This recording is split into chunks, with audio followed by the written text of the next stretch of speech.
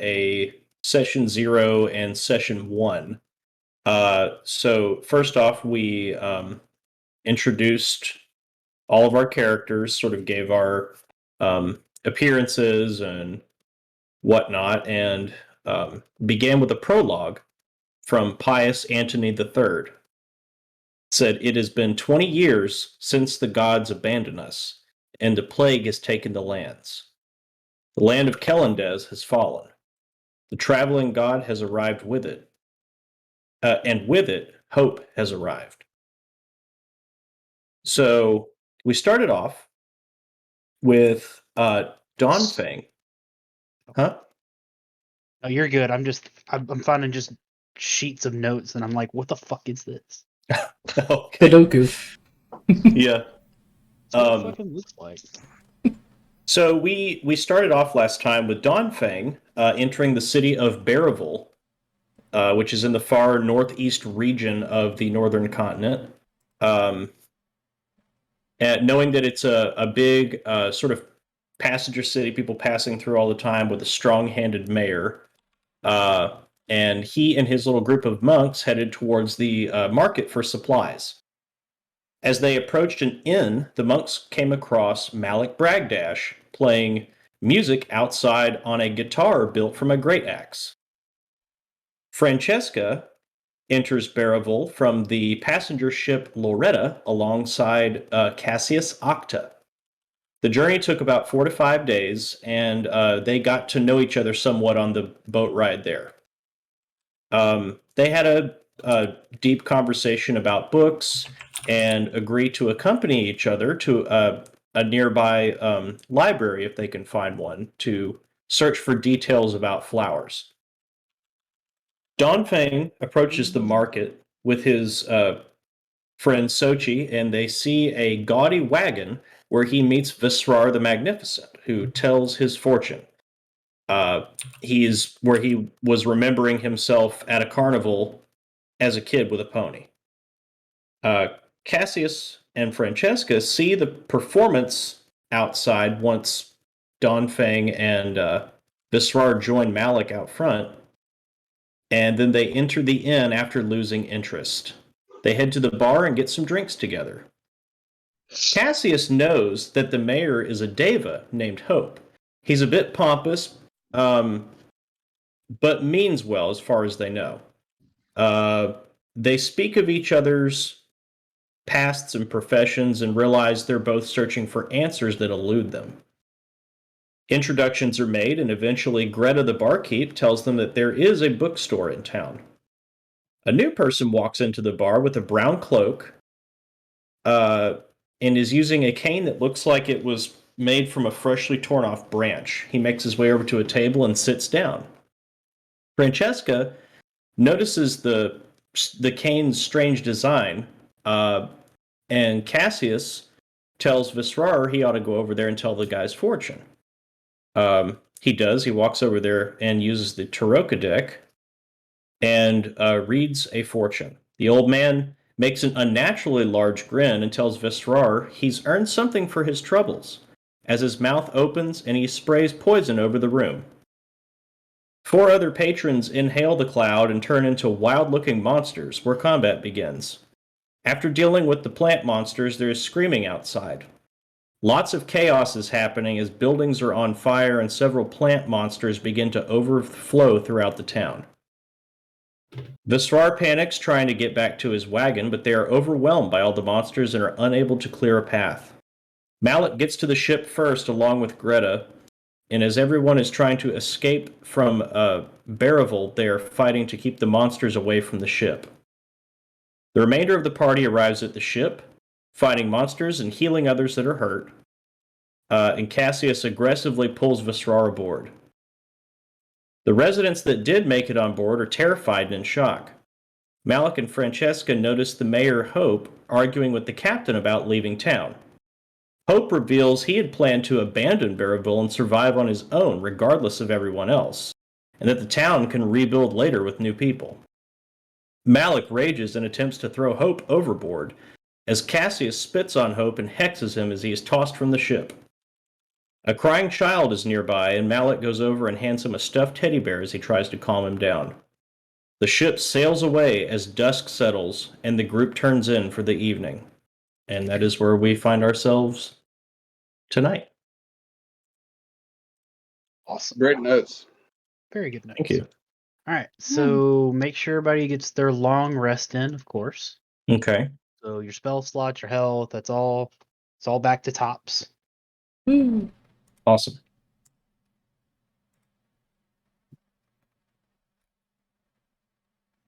Done.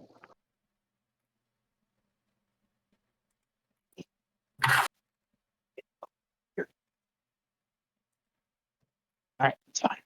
It's fine. It's all fine. All right. So you guys are on the ship. It's been probably a couple of days on the ship. Is there anything that y'all wanted to do while you were there before you hit landfall? Yeah. Okay, what you got, Don? So after this is probably the thing I was thinking about the most since our last session. So amidst everything that happens, when things start to kind of calm down, within that first day, Donfang does meditate, but he decides to meditate, looking towards where they sailed from, and meditates to think about the one that he lost. Sochi was actually a fun fact. Sochi was actually a very close person for Donfang, so he was going through a lot of sadness and a lot of emotions during that meditation. So he meditated quite a bit, just him, and then after that he just went about just kind of walking around, and I think he just goes to check on everybody, or asks if there's anybody that needs any help, just to kind of get his mind off of loss. Well, let me ask you this first: is Donfang a religious monk or a spiritual monk? Spiritual. Okay, cool. Just trying to, know where No, we're you're at. fine. Okay, so a lot of going around help because there's a lot of people here that no longer have a home. Yeah. So Donfang would be going out of his way to just helping the needy where he can and all of that. Yeah. If there's anything that needs help on the boat, or just, I guess before getting off the boat, that would be what he's doing. But really, just kind of like reflecting in for the person that he came into town with and lost, and just kind of working through that. Sure. Good. Vizar, what would you be doing for these past few days? Well, I'm still kind of mourning the loss of. I didn't have much. I just kind of had like some living supplies. I pretty much had most of the things that I would carry from town to town already in my little pack that I have on me. So having no direction or even knowing where we're going yet, I don't even think I would have bothered to ask where we're going. I've been a wanderer for so long that the Srar is going to turn to his trusty cards and is this a situation where you think I should pull 1 or 3? 1. 3 is only when you're Okay. doing a fortune for a person. Gotcha. Okay. So he's going to just pull a card because he kind of uses these as like personal guidance. And so in doing so, he is going to hold in his mind a tail, and that is a 3. So the spirit comes into his body and he pulls a 3 of soldiers card. So let me see. That is war and sacrifice, the stamina to endure great hardship, which seems pretty fitting. I think so. So he's going to remember the fallen, and I think he's going to check in with Dongfeng and make sure he's all right. And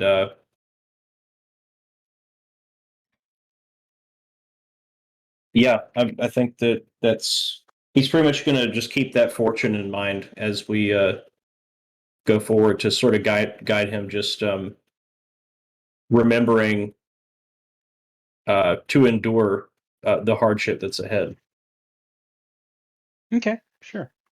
What about Francesca? What would Francesca be doing these 3 days?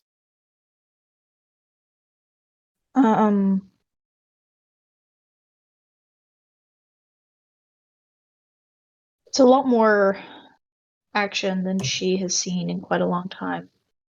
And it's not really until there's the stillness on the boat that she realizes just how much she has just been through and how much just happened. So I think there's a little bit of a shell shock, and then once she's processing that shock, she's also immediately thrown into regret because she realizes that she just on instinct ran from the exact thing that she's been searching for. And she feels regret because every single person who, regardless of whether they were attacking or killing, was something that she could have studied. And so she feels kind of mad at herself, and she feels, just annoyed at the fact that her emotions took over instead of her logic, because she could have been studying that. She could have gotten answers from that. Okay. At the same time, she would have taken the sample that she got from the what are we calling these creatures, by the way?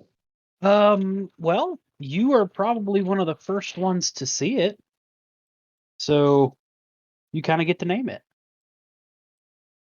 Oh gosh. You're a real scientist now. You get to name stuff. I'm a biologist, you guys. Okay, shit. Oosh. Whale This has- shit. This has no bearing on Whale it, but you can call it a leafling.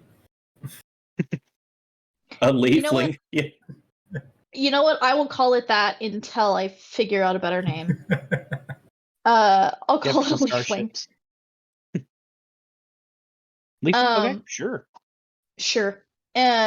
So she would take the sample that she did get from the combat, and she would, even though she doesn't have a full setup, she does have some tools in her bag, I think, and so she would begin she would burn some parts of the leaf. She would crush and put into alcohol another part to try to start getting an extract from it. She would combine it with a vial of seawater that she had to see if there was any reaction there. She would just do any kind of combination or reaction that she could with what she has on hand. Okay. Could she also have an interaction? Certainly. I'll let Okay. you all have your interactions. You can do We that. get to interact with each other in D&D? You will. Yes.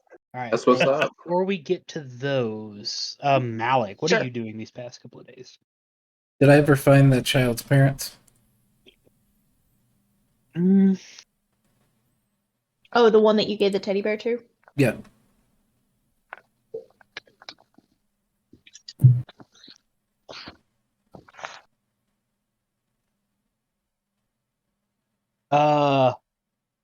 No. No?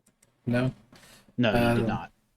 So after about Aw. a day or two of searching, I would have said, okay, I would have tried to find a family that was together, that wasn't looking for anybody, and told them that this one needs their help. Obviously, that family's going to have kids. They'll know the importance of trying to find somebody. And that way it's not, my thing. I tried. and the fact that it's they might know them and I might not pass them off. But mainly, I did what I could. Yeah. Okay. And after that being like the first 2 days, you say how many days had passed? About 3 days. 3 days. So last day, I would have just kind of like looked out and just kind of like walked around, just kind of played some music, not, making sure it's not for coin or anything, just try and raise some spirits up. And I'm not going to sit here and sing happy birthday during all this time, but gonna do, just a little bit of something, some solace music, Okay. lo-fi tunes. If Vesrar heard the music, he would definitely accompany you with the violin. Got the Titanic going on over here. I know, that's what I was thinking. Please don't accompany with the flute, Don Fang. I know, Sit out on this one. That's not. I wouldn't say that's on his mind. That's true. And what about for Cassius? What would he been doing these couple of days? He'd have been notating in his journal, basically like the first encounter with said plague. Certainly, probably sitting off in the finding like a room or someplace off to his own, and would basically be meticulously cleaning his gun and like disassembling it. While a certain object I have in my inventory that Blake can see, would probably be staring at it while he probably his sleeves, he would have probably taken his jacket off, and if anybody just so happens to walk by, he has, looks like a tattoo running up his arm of like deep purple. It looks like veins, but it's not really a tattoo, and it runs up like the length of his arm. Kind of like looking at that while looking at this object while like meticulously cleaning his gun, and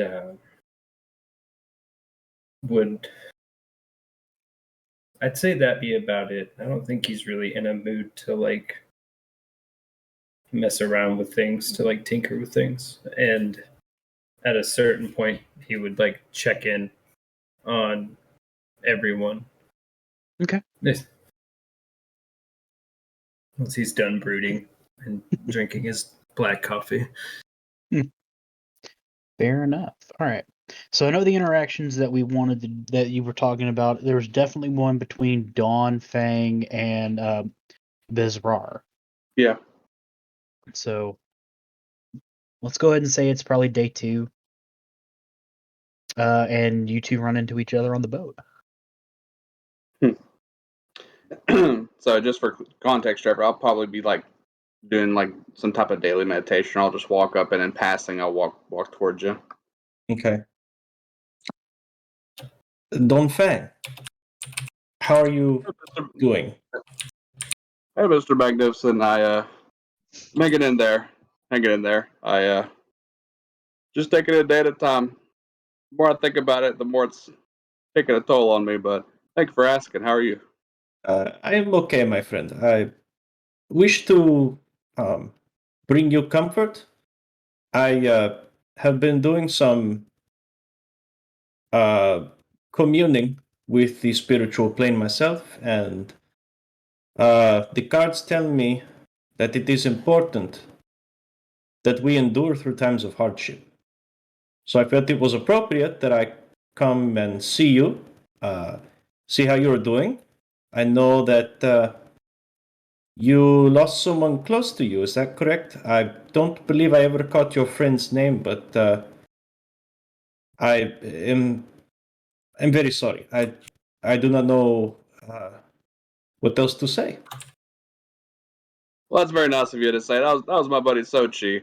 He and I grew up together and learned the ways of the quarterstaff together. And to be honest, we're just taking the road together, and eventually we're going to be splitting our own ways. That was one of the last stops that we had, and it truly was one of the last stops we had. I took a little bit of time to meditate, and I hope I was able to connect with him. I'll be honest, Vesper, I was kind of scared because I wasn't able to connect the first night. But just now, I felt something. I think Sochi's with me. I think he's with me, and I appreciate your words. I mean that a lot. Well, if it is any solace, if you ever have a desire to speak with him again, maybe see me some other time, yeah? Maybe we can, you can give Sochi a proper farewell. Yeah, I appreciate that a lot. I appreciate that. Hey, when did you start Speak with the Spirits? How did you get into that? Oh, I've done it for some time. You see, the profession, it comes from my mother. She was very accomplished fortune teller back home, and everybody looked up to her. She was something, and well, you know, she taught me everything I know. I learned how to speak to those which are no longer with us, and learn how to take their tales and turn that into a path forward for you, for me, for all of us. So she teach me everything I know. She unfortunately she is also no longer with us.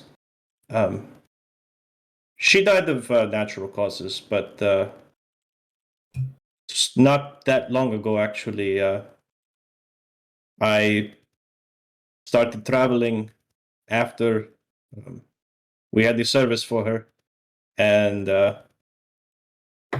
yeah, just trying to spread a little joy, spread a little guidance, and hopefully make some friends and have a good time along the way. Yeah.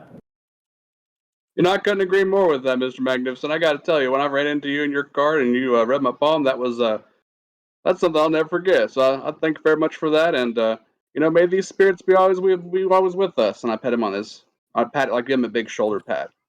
I pet him on his head. Yeah. Like Thank you very much. but on the head. Well, may the spirits be with you too, my friend. Thank you. I'm gonna bow to you and go. I guess I'll go continue to walk around. Yeah, and with that, I think Don Fang's kind of like he seems different after that. Like there's this like there's something that's been brought back to him that was taken away. So he's feeling a little bit better, I'd say. Good. Good. And then Francesca, you said you wanted to have a conversation with someone. Yeah, with Visrar as well, actually. Okay. She would probably, I don't know, like, I mean, she would go off and find a room by herself as well. Her instinct would not be to gather with others. So I kind of imagine that, like, if there's ever a moment where Visrar is just like happening to walk by her room, she would just like suddenly open her door and start a conversation in a very kind of unnatural but intense way. The door just kind of like pulls open quickly and she sees him going by and she says, not necessarily unkindly, Visrar, is it? Yes, Francesca. Yes. Oh, what can I do for you? I wanted to ask you something about your abilities. Oh, Yes, you made it apparent that you could commune with spirits, and well, I just wanted to know how much control you had over the spirits that you communed with. oh well. It is. Yeah, it is something I am still working on. I can communicate with the spirits who have passed, but as of right now, I do not have so much control over who I call. I basically reach out to the plane, and whoever answers, answers. It's not always, you know, I cannot sit down and address someone directly who I wish to. It is more like a call for help and I get an answer, yeah? I see. How are you doing after the whole, scary incident?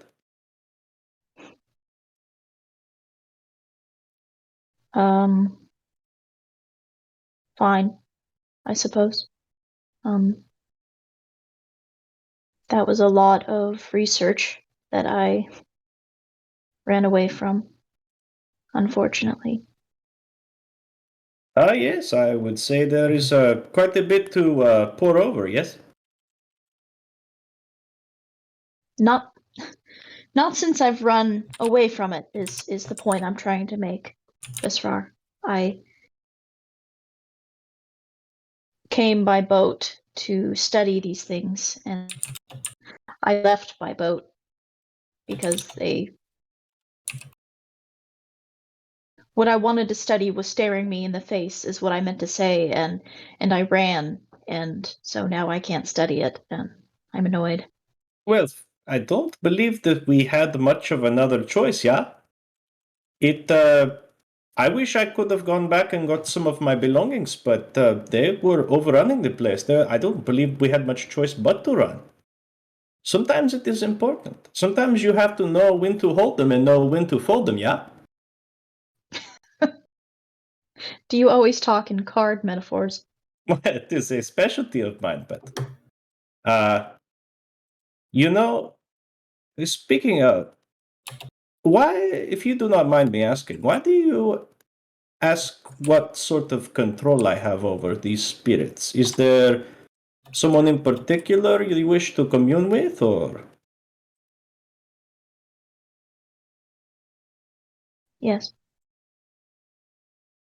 You do not have to answer. All you need to know is I am working on it, and I do believe that one day I will have this control and be more useful to others, yeah?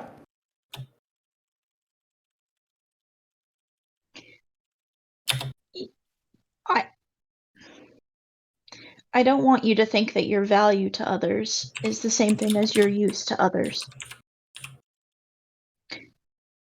But if you want to know, it's my sister. Oh, has she passed on to the other side? A long time ago now. I am sorry to hear this.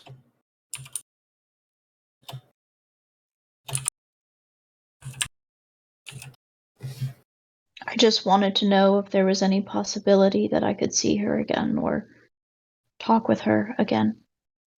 Well, I learned everything I know from my mother, and I know she had this control. So one day, Vistar show you, I will get that power. But until then, bear with me. We are all with you, and I hope that you are able to cope and find the answers you are looking for, yeah? What do you mean we are all with you? Well, the ones I have spoken with, Don Fang, I know we ran into each other again, and it seems like he's on board. I've passed by Malik. It looks like he's going around and looking for trying to help others, and have not seen your friend at the bar, but I believe he has good spirit, you know? I believe that others too wish to spread hope. Or just spread hope when you throw them in the ocean. Okay, yeah. Hope he can swim.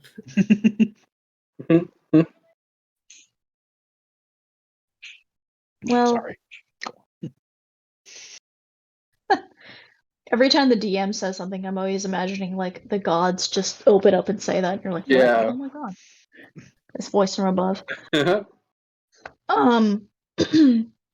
Well, I don't know if I'm going to be spending much time with you all when we get wherever we're going. Well, But in the meantime, while we are in the same location, you let me know if I can help, yeah? you're so positive. I try. When I leave home country, I try to spread positivity where I go. I try to guide others to the answers they are looking for. I try to put smile on face and, have a good time along the way.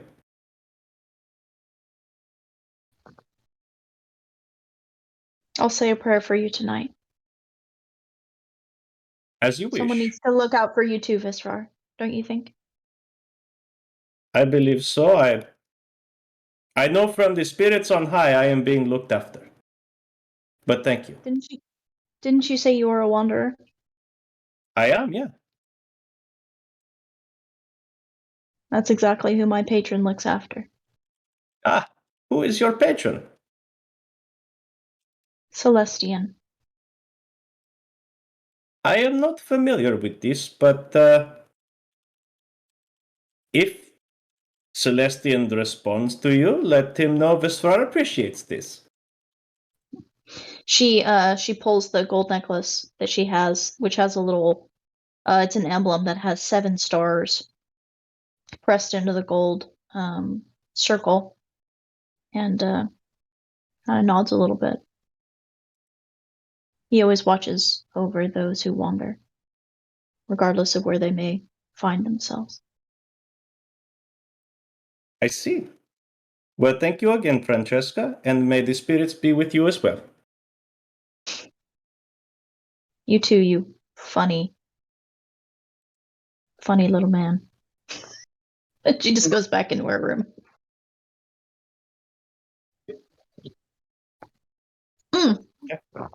Wait, how tall did you say Visrar was? Is he little? No, he is 6 feet tall. He's taller than her. Never mind. Out of irony. No, I mean you sometimes just have to call him a little man. Yeah, he Yeah, kind of cocked that's his fair. head a little bit like, what a weird thing to say, but okay. He has a really bad hunch. Yeah. He has scoliosis, actually. Yeah, so he has severe if scoliosis. you could not be so insensitive. Oh, I'm gonna. Oh, we went All over right. this before the game started. Scoliosis was not mentioned. No, Yeah. free game. No, It's free game. yeah. It's actually essential to his backstory. It's definitely essential to his back. It's got a long piece of wood roped around. Oh, and before I leave your room, I did want to add, and may Elistrei be with you. I too like to draw. Huh? Is that a Snapchat thing? Just sketch away the scene. Elistrei is my patron. I figured she just would have given you like a somewhat quizzical, a somewhat quizzical look, but just not at all the same. Like, okay, that must be some kind of, like understanding that Illustrate whoever that is, because she doesn't know, or I guess maybe she would, because she's a cleric. Would be Like, I'm not a cleric. It's Elistrei is just who Visrar follows. right.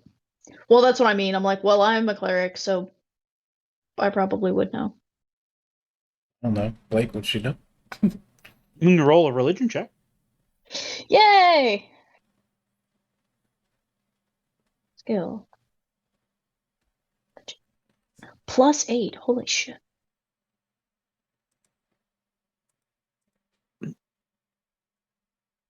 23, yeah. 23. You definitely would. You've heard tell. I know everything about Illustrate.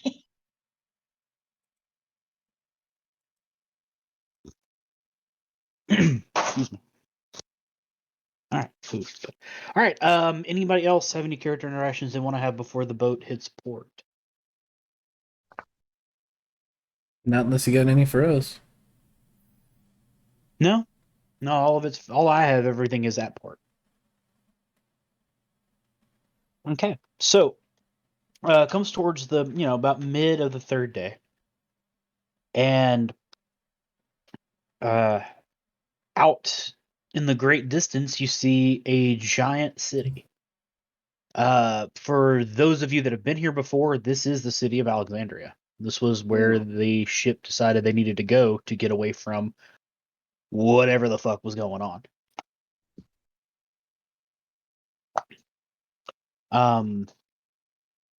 As the boat tries to make landfall, there actually is a warship that pulls up beside it and stops you. Those of you who would be on the deck during this time? Not me. Me. I So am. for those of you that were on the deck, you actually hear kind of the conversation that's going on between the ship's captain and the warship,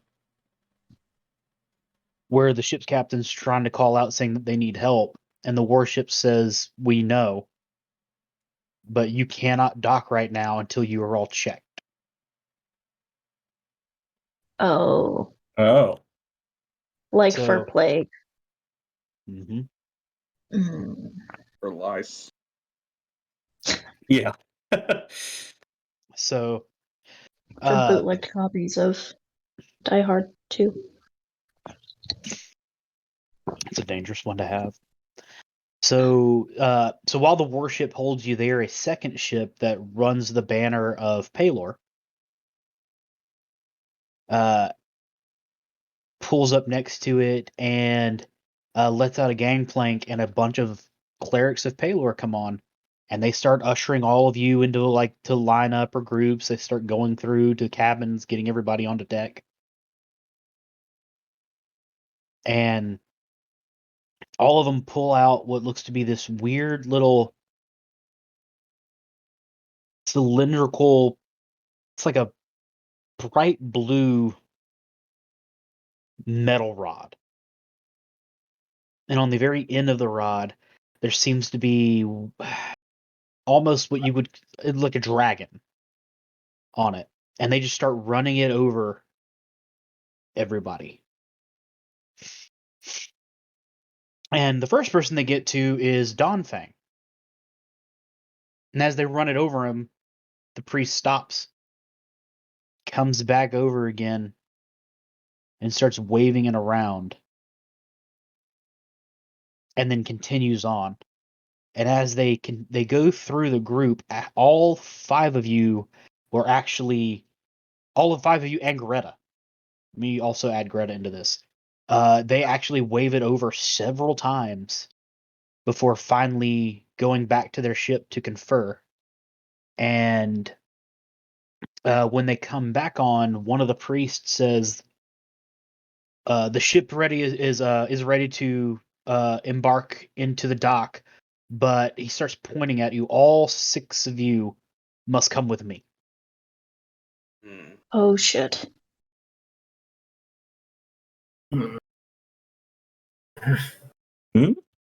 And we hear him say that all six of you must come with us. Oh yeah, because he pointed directly at you. Okay. What do you mean all six of us? Well, why do you mean about pointing at all of us? Yeah, you, her, him, and the little one. Oh, what this about? Just please step onto the ship. Okay. Would I have any understanding of what they had been checking for, or is it just like a No, this is Oh, something of course. very. This is something very new that they're using. So you wouldn't know much what that is, but you also could be like, oh, of course, this is going to be. They're just, this is the TSA all over again. Yeah. What were you gonna say, unzipped Mike? my pants? Okay. As I'm walking over there, I'm gonna like put my hands up, like, okay, I threw him off. He was a dick. Okay, they didn't do it. Nobody helped me. It was all me. You probably found him floating around, little glow stick. I hope he's still wet.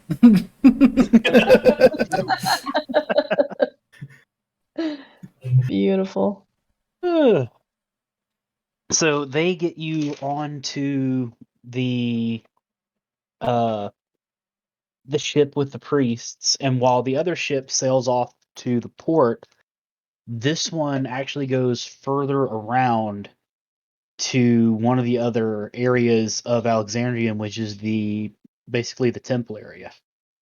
And they pull the ship inside of what looks like an enormous temple that actually had an opening for the ship to pass through. The warship followed behind. Did they ask any others to board along with us, or just us? That's It's Greta. the 5 of you plus Greta. Okay. And so as they dock you into this temple, several more priests and also what looks to be like soldiers meet out at the front of the boat for when you guys are disembarking.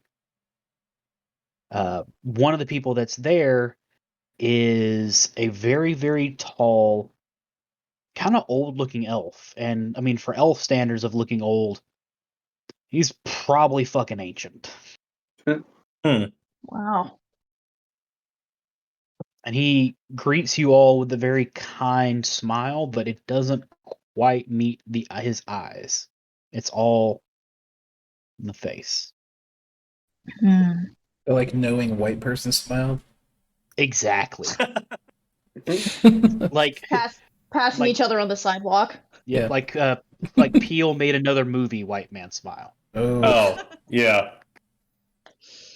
There's no way out. Just Get Out all over again.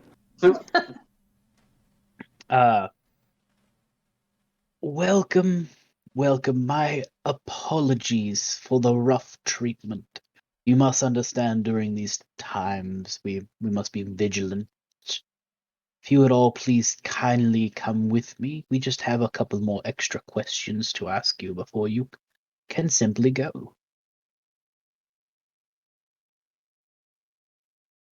All right. He beckons you with him, and as you follow behind him, the guards and the priests all actually make almost kind of a barrier behind you.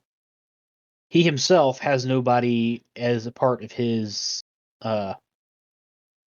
there's no one with him. He's just walking ahead of all of you.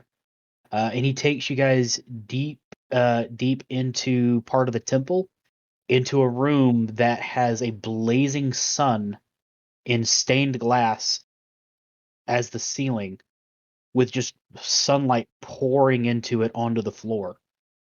So it's dazzlingly like trees and basically like flowers, and all this is just being projected onto the floor. And he Wow. ushers you all to some seats that they have. Make a comment of been a long time since I've been allowed into a temple. Well, my dear boy, all are welcome here in Pelor's house.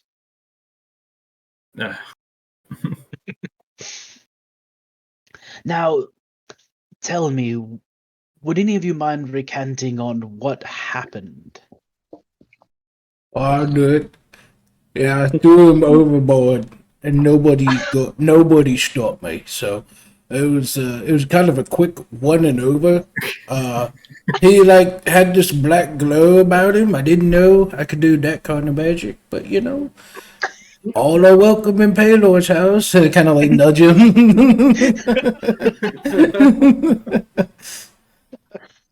I love Malik. He looks at you. I'm sorry, I don't quite understand what you Oh, mean. Breaks him immediately. Like, oh, never mind. Nothing. Don't you go back out in that water. Especially not at night. They say there's a spooky purple ghost that'll haunt anything that comes near it. Oh my god. Roll me deception. Okay. Oh, Well, you're a bard. You should be good. Hopefully. Oh, fuck. Should have used Nope. Rose's rule. Damn it. That's a 10. In the future, there will be rumors of a weird ghost that's outside the shores of Barrable. It glows purple. ghost. Started the legacy. Mm-hmm. It's me next Starting shit early. The ghost of Barrable. Nice.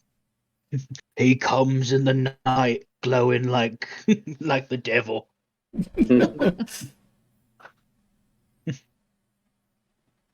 Stay out of the waters of Little Barrable. So no, he looks at all of you like, I'm referring to the attack that happened where you all seem to have somewhat been close or involved in some way. You have spores. They're obviously dead now upon you because they weren't able to germinate, but they are upon your persons, and that's how we found you. Oof. We just want to know more of what's going on. Well, the earliest thing I remember Was my birth. Neither of my parents showed up.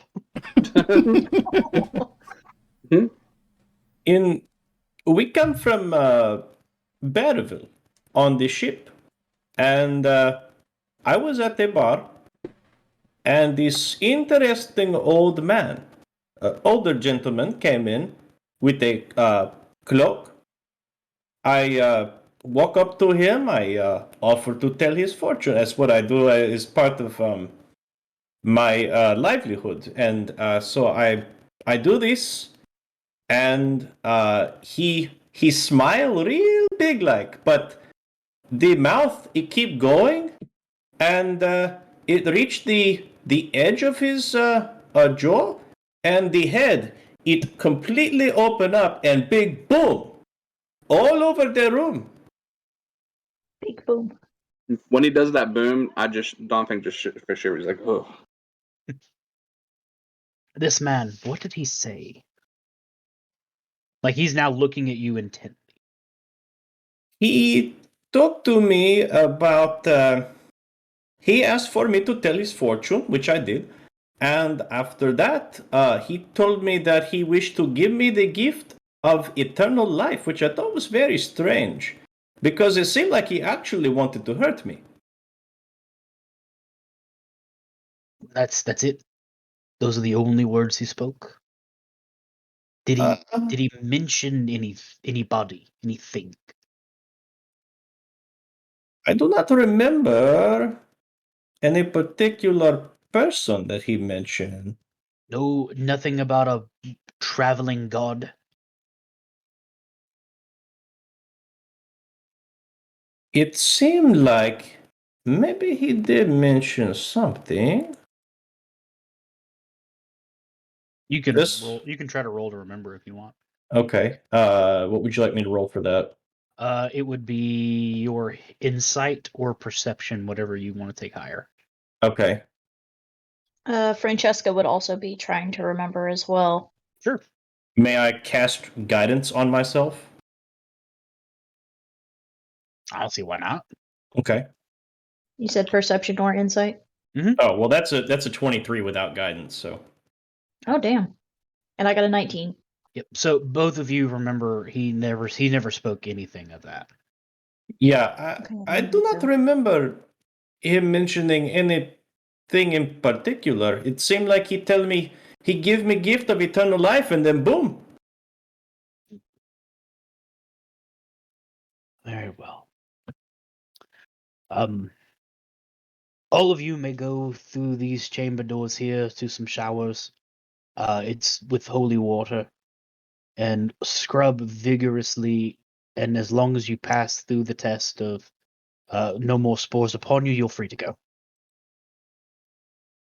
How did you know there were spores on us? Is that what those things were for? Yes, this mithril rod here that they have, it's got an enchantment on it that's specifically for.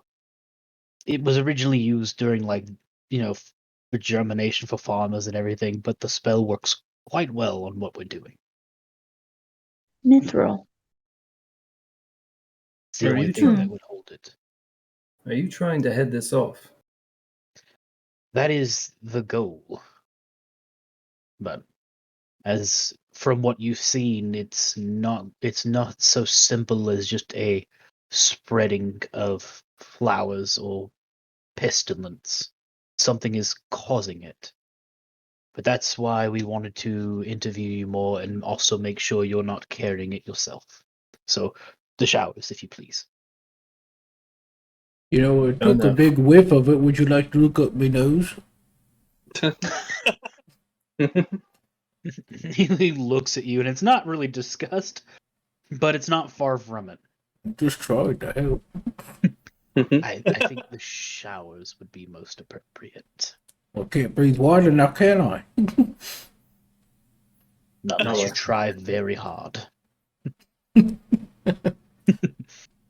At this point, are we all sitting at a table? Not at a table, no, he just had chairs. Okay. Oh, I thought we were in like pews. No, not under here. This is not the So this is not the church part. I'd like to take a look Oh. and like look at my surroundings to just kind of see if there's anything out of the ordinary. Roll perception.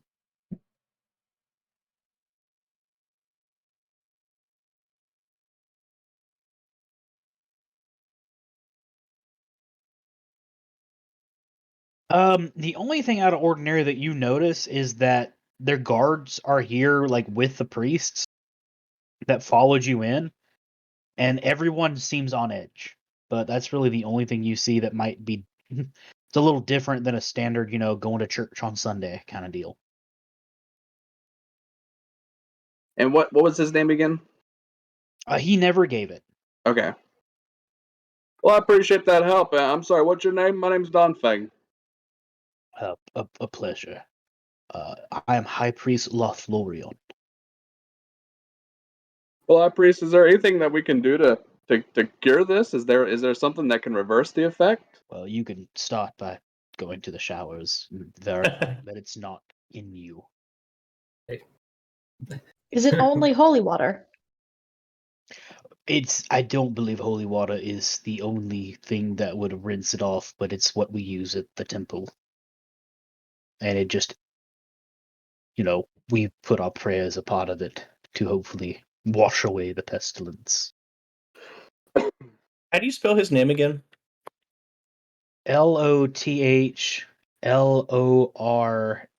Lothlorian. Okay, thanks. I thought there would be Like- like 12 apostrophes in there. Lorian. Okay. Well, Cassius would get up and be like, very well, and would start walking towards the door wherever said showers were. Is there like any like other like clerics there besides guards? There are other priests there, yeah. He would take his duster off and hand it to them, one of them on the way out. Mind that, will you? I mean, And- he takes it and fumbles it and just like not quite sure what to do. walking away, like unbuttoning his shirt. Well, thank you very much, High Priest. I'll go ahead and take my shower now. Thank you. Yes, I am sorry I could not be of more assistance. I will continue to listen for this mention of a particular person or goddess that you mentioned. Hopefully this never happens again, though. That is our hope as well. So who's washing our clothes? These are very tender. We have priests that will wash them for you. Oh, you want us to take a long shower? Okay. So Greta gets up and she goes because she's done with this. She's had a rough. Her bar's gone. Yeah. The mayor got thrown overboard because he was being a prick. Like she's gone through a rough, couple of times. Yeah, I'll go ahead and start making my way to the showers.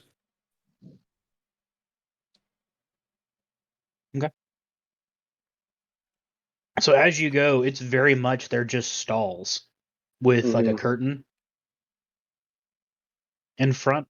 There's a place in the front that's like just a little metal wash tub for you to just throw your clothes.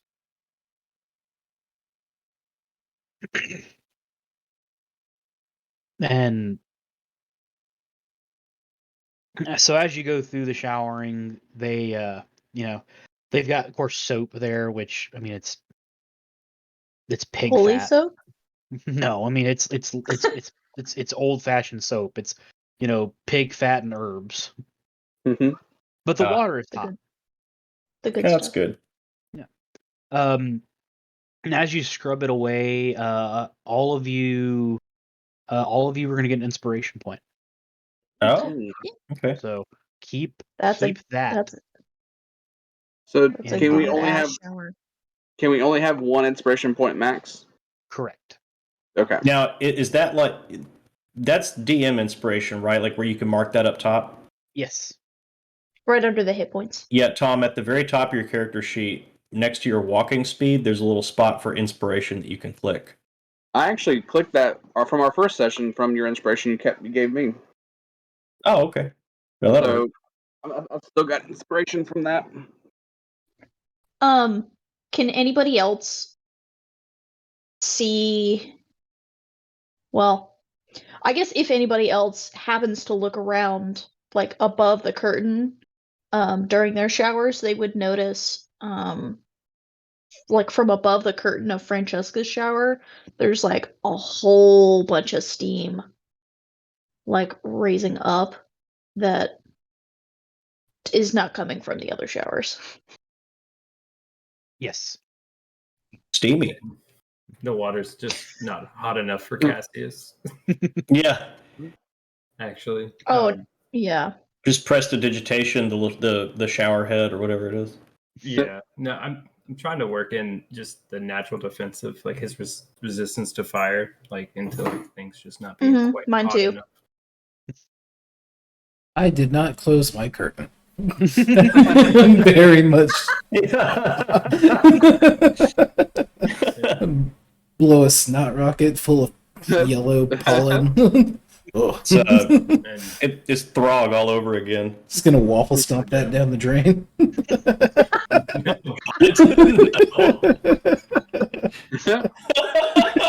First of all, that's close, but this is not Throg because Throg was packing. Yeah. Oh, well, yeah. We rolled for that one. It's Did good. you really? Oh, of course. At that Hey. point, because Throg got naked, really, well, now we got to know. Yeah. That's fair. That's fair. It's an average size. Roll a d12 to see how many inches he has. I'll roll. Roll Go for it. it's time to use that inspiration. No, Yeah. inspiration doesn't go to this. Yeah. Inspiration does not go to this. It's the perfect size. It feels wrong doing this, but since I remembered No. quickly, it's Rose's roll. No, it's a No. D12, not a D20. Oh, it's not a D20? That's No, a it's d12. Okay, well, don't look at that video then. I was wondering if you were going to do that, Mike. I was like, oh no. That would have been funny, I thought Mike. about that too. I was like, Especially not when you already know the outcome. Oh, okay. Oh, hey, Doesn't- so average. Yeah. Good. oh, okay. Yeah, average size. There you go. Although, wouldn't it look small because he's a big dude? He's 6'7", so. I mean, Well. it's also, I mean, I also kind of hope that he's not just, at full mass taking a shower. Yeah. Yeah. Then we have other things to worry about right now. 8 inches soft. It's 8 inches soft. Oh. Taking a holy shower in a church of God, but also That burns you, at little full bit. mass. You should probably check into that. Damn it. So, as you're done with your showers, there's actually robes that are hanging up Perfect. for you to slip on while they're cleaning your clothes. Does Donfangs fit? Mhm. Yeah, my God. Donfang's not a big dude. I'm surprised. Yeah, I thought I was going to be like a big dude comparatively, but I'm not. How tall is Donfang? I think I'm about just 6 foot. That's what Visrar is. Oh, he's. I don't know why I keep thinking that he's shorter than that. Because you think fucking Bard, gnome. Yeah. Yes. When I think of Bard, I don't think of Shaquille O'Neal. Well, also, when I think also of 6 feet, Trevor. I don't think of Shaquille O'Neal. To be Yeah, fair, right? Shaquille O'Neal did multi-class into Bard. He's a DJ now. Yeah. Yeah. That's true. He inspires people with the general car insurance.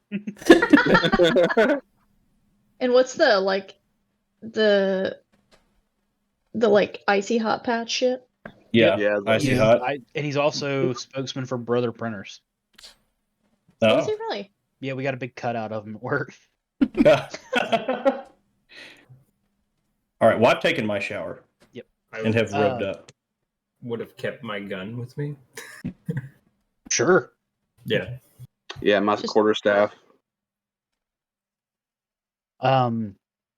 So yeah, as you guys get out of the shower, you have, of course, there's the robe that they gave you, the towels and all of that.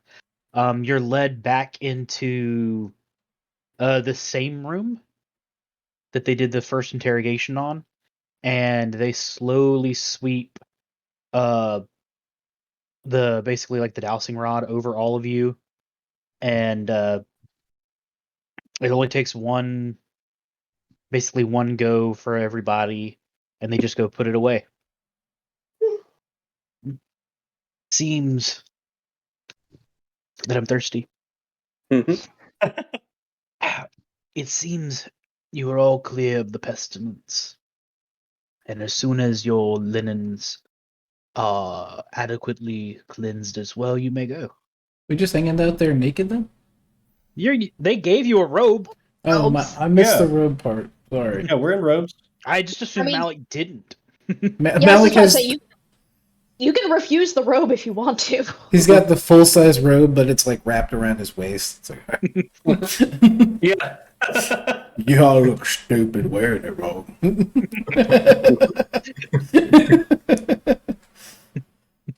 Y'all see, they're not gonna be expecting you wear it like this. I'm gonna be fine.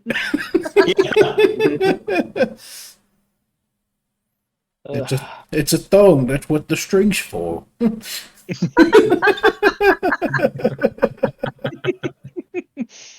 That's an image.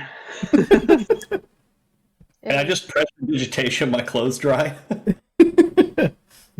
I don't think it works that way. Your clothes aren't in here. Oh, okay. So they all leave. So they basically leave all 6 of you in this room. Ah. Do I have my guitar? Yeah, you would. Okay. I'm gonna fiddle with it in the chair. Spread eagle, just kind of. Oh. Letting it all dry out. Yeah. Yeah. So we're Let it all in- out. so we're all Hard in out. this- Occasionally knock it with my thigh. I'm like, So we're all in this room. It's just us. You said Blake. And Greta. And Greta. Yep. She's gotten dragged into all this as well. Poor lady. Yeah. I saved your life, Greta. I I mean, mean, she's very appreciative. so I just kind of make She's a a- statement. Oh, go ahead. I was just gonna say she's a halfling, isn't she? She is. Okay. So I just make like a statement kind of towards the whole group. I'm just like, so what do you guys make out of this? Like, they have a thing to check us for a spore and the cleaning. I don't know what to think about this. I mean, things are obviously worse than we thought they were. Yes, I never expected any of this to happen. I wish What's I'd known the- I'd have spores on me. I would have studied them. What's to stop this from happening again? Like, I feel like I can't go anywhere now without some holy water.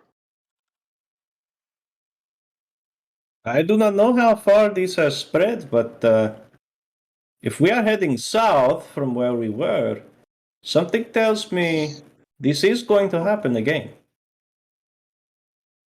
Well, you guys can count on me. I'm going to be part of the solution here and get this thing knocked out. I can't lose anybody else to this.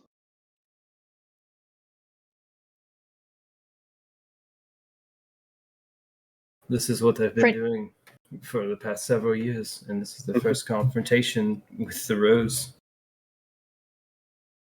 Was not expecting that. No? I certainly wasn't either. It makes for a terrible trip to the library, Francesca. I do apologize. We didn't have a library. I don't know if you remember that. I know this now. You're welcome. Perhaps Much Perhaps- appreciated. there might be one in Alexandria? I don't know. I do not remember if I've passed through here or not. A library. Oh, what, the in Library of Alexandria? Alexandria? It burned down. Yeah. Shit. They lost everything. That'd be really sad if just like the entire campaign, Francesca's just looking for a library, and every single town we go to, the library is burned down. It never existed. It's closed for renovation. But She just Flooded. never gets to a library. They've got a termite infection. it's like that song, All I Wanted Was a Pepsi. Oh, yeah. All I wanted was a Suicidal library. tendencies. Just one library. Just one. She wouldn't give it to me. Well, I made a promise to someone that I would do my best to restore the connections to the gods. So, further south is where I need to go. That's where I'm going. I know about the Lotte. Well, I wish to help resolve this problem as well. I would like to be able to return home eventually. It is going to be quite a journey, but it is one I'm willing to take. I agree. We're going somewhere. Get up. Wake up. Greta, come on. Wake up. Greta looks at you. First of all, smacks your knee Oh, Greta. to close your legs. This is not a brothel. Oh yeah, she gets full view down there. No, she does. Poor Greta. I was sitting down. And she's a halfling. She was probably also sitting down. Directly across from me? Who the fuck makes that decision to sit down eye level with a dick 10 feet away from, not even 10 feet, 10 inches away from? So You this reach is the out. same room, Blake. This is the same room, Blake, that we started in. That I kind of looked around and didn't notice anything unusual. Mhm. Gotcha. Well, you all can go do whatever you want. I am retiring early. I'm done with Where this will you go? nonsense. I've got family somewhere. You got family I'm not- here? I'm not getting involved in this. First the gods leave us, then the Golden City shuts its gates, and now a plague. This is so much different than it used to be. Well, how did it used to be? A lot better than this, that's for sure. Used to be adventurers could make a name for themselves. Make good money in it too. That's how I opened up my bar. And then after the dwarfs waged their war and fucking Lich came and gone, and now there's all this nonsense. And if I were all of you, I'd stay away from it. Lich. Oh yes, dear, that was 40, 50 years ago. Oh, even before me then. Not longer. Who can remember these things these days? You, Greta. Yeah, but I look good for my age. How about you do? Why, of course.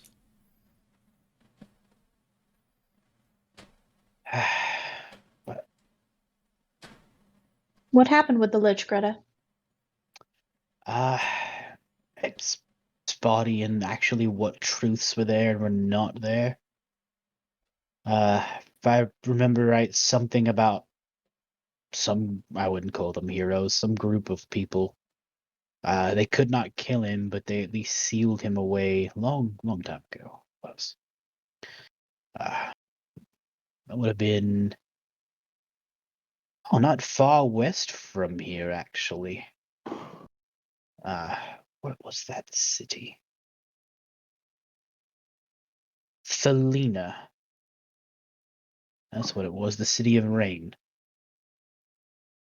Pretty sure is still buried under there for all the story goes, but no one pays attention to that anymore. Liches are beings of undeath, aren't they? They are indeed fools that cheat death for one reason or another. I am all too familiar with this. But I do not know that I've heard of this one in particular. Of course you are. You're from Ravenloft, are you not? That is a clever ear you have. Recheck. Sorry.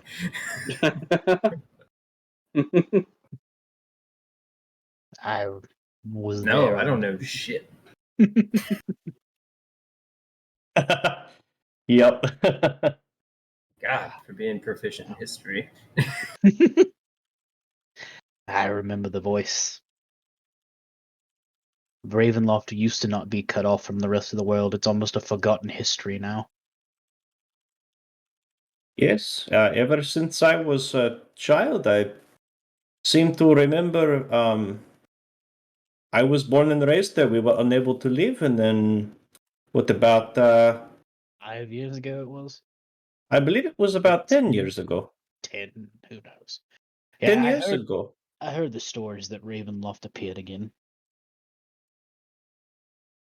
That was about the time I decided to set off on my own, see the world a bit. It's a really fine way of saying getting out. It is not good environment there anymore. Not after new management came in. You could say. You definitely can. But I just warn all of you to be careful with this nonsense. One day the gods will come back and they'll sort it out themselves. And about that time, the priests open the door and they come in and hand you all your clothing. And Lothlorien is with them. And he goes, "Everything has been purified, and you are all good to go. Again, I apologize for the inconvenience and wish you best on your way. If you need to go to the changing rooms, you can also use where the showers were. Of course, we wouldn't just make you change in front of everybody." As Malik's just throwing Yeah, on his I was gonna say the road has already hit the floor. Oh god. Thoughts, man. I like my clothes. But once you are ready, one of the priests will show you out. Where are you gonna go after this now? What's your game plan after this? Doing more research on how to destroy the plague. We're basically just trying to head it off as soon as we can, but it's spreading far faster than anyone could have anticipated. I know this seems like a long shot, but I think I could borrow one of those mithril rods. Unfortunately, Exactly what I was thinking, Cassius. Unfortunately, no, we don't have a lot of these to spare. Fair enough. If you happen to find or buy a mithril rod, we can enchant it for you, of course. But we don't really have a lot of those spare mithrils, not as abundant as it once was. But how much does that run usually? Let's see here, according to my little chart. A lot, I'm sure. Mithril is Good. very expensive. Fucking abacus out of nowhere. Yeah.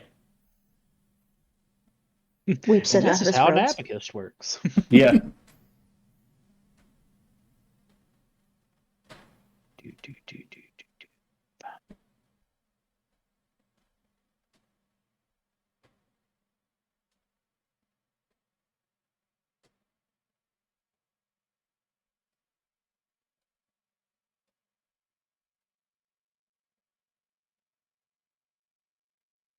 I wouldn't know the great details, but there are probably 100 to 200 gold pieces for a mithril rod. Goodness. All right. Would you charge a fee to enchant it? Say I come back here with one.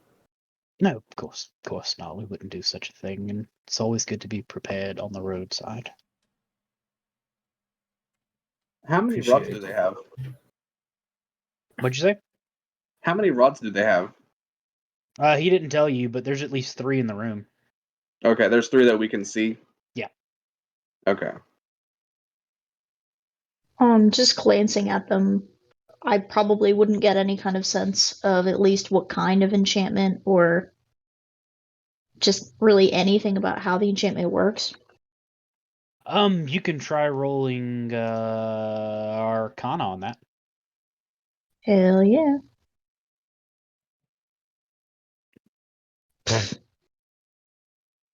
It's definitely a layered enchantment.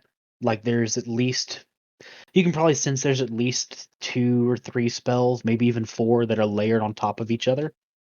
Mm-hmm. So it's a very complex spell. So probably not a super high chance of me being able to replicate that, not Mm. being a wizard. Exactly. Yeah, definitely not being a wizard, or at least not being a cleric at this level. I'm a low BB cleric.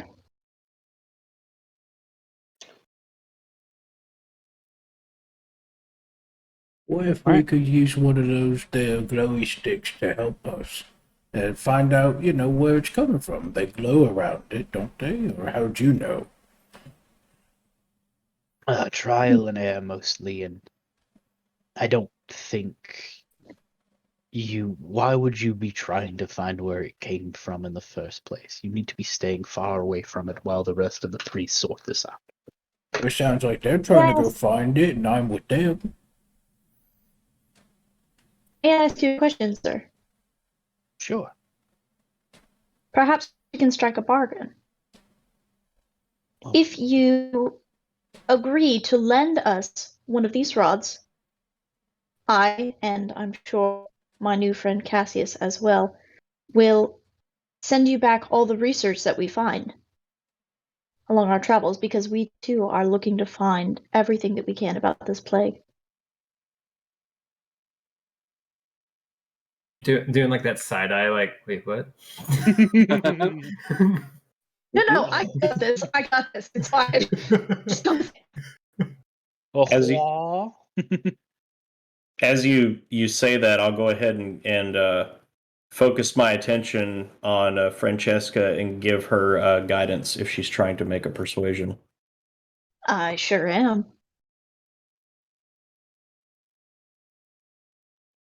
Roll persuasion. Yes. So what do I get with guidance? It's you add a D4 to your roll. Okay. Can you add in your inspiration to that? Or is that like... Oh, I could also. You can't double dip. Yeah, you Okay. can't double dip. Okay. Oh. That was more for just, okay. like, everybody's Yeah, getting that stuff.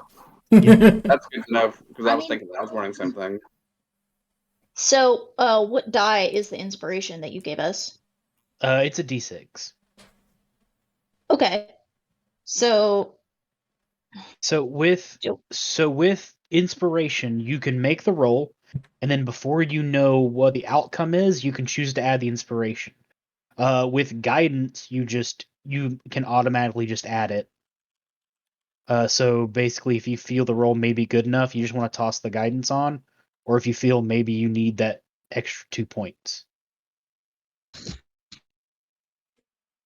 Kind of want to use the inspiration. So do I just roll a persuasion check and then just roll a d6 behind that? Yeah. To add? Come on, come on. Yes. And then d6. Well, Oh, that D4 on it. I can't do both. Oh, wait. Never mind. I missed that. Just Believe me, I Yeah. want to. So 19 persuasion total. Wouldn't it?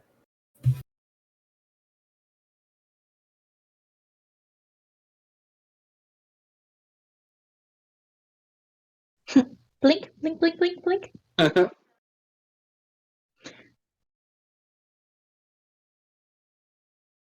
Let's, as you say, we'll bargain it, make a deal, as it were. We have been recently given knowledge of a village that has been hit by the plague. If you and your group were to go there and gather information and possibly bring back any specimens or something you might find, I think we could part with one of these for a time for your use, as long as you're continuing to work towards the goal of cleansing this pestilence that's been brought upon us.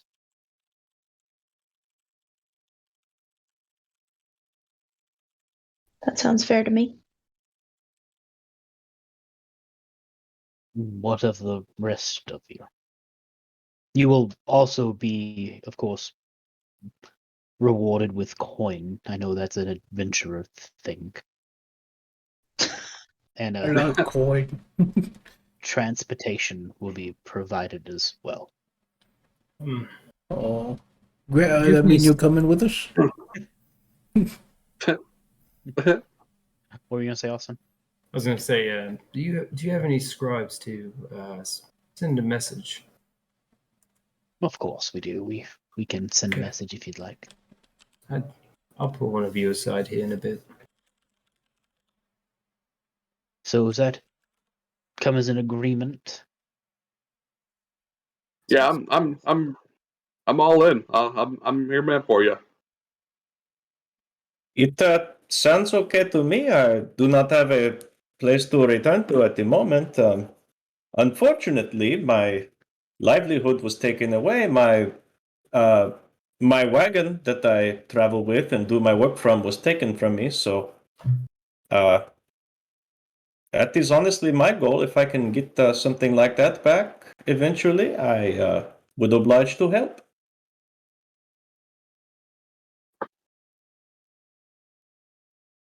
Well, good. If you will make your way towards the front, Brother Caricis will give you what you are required that you need. Much appreciated. And so he goes back and starts conferring with what looks to be maybe a guard captain or something like that, as the rest of them lead you guys out towards the front of the temple, where it's another elf. I mean, this is Palor's temple, so elves is kind of the thing there. This one looks much, much younger than Lothlorien. Doesn't everyone? Yeah, fuck, ain't that the truth? And he looks kind of just, hi guys. So you guys are the ones that Lothlorien sent ahead with message. I am supposed to give you instructions and a way to go and everything from there. So let's see. Yes. You, pointing at Cassius, you wanted to talk to Scribe. There's Scribe Lightfoot over here. You can speak with her. She will get whatever it is you are needing. And then also here before you go, these are 2 gold coins, and he hands 2 gold coins to each of you. This is your payment for supplies, rationing, and whatever it is that adventure people need. There is a horse and wagon off on the west gate that will be ready for you in probably about an hour or so. And then here is, he looks around and just sees Malik just being the biggest dude. You there, leader man. Here is, he hands you over a scroll. This has your directions and what you're looking for as well. And then he hands like also over like a bag. And in here are like sample jars and things like that. Who should I give this to? I would like to take that, please. Oh, Very no, I believe I've got this. And he opens the scroll upside down. Oh, yes. No, I think I should take that too. She kind of very gingerly like. I'm gonna snap it away. Like, you're not here. He didn't give it to you. Okay. Should be and then excellent for the she's like- bathroom. And then Okay. Malik just looks over at Donfang. What's that word? That's Yeah, she'd be like, that's your thumb. Oh, right. she'd be like, okay, but, and then she just like turns the scroll upside down or like right side up, and then like lets her hand go, like Oh, maybe start off on the right foot. oh. Well, you know, how about next time? How about you give me a please instead of trying to nab? I don't know what this says. Here you go.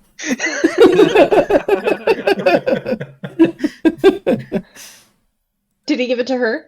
Yeah, I gave it to her. Wonderful.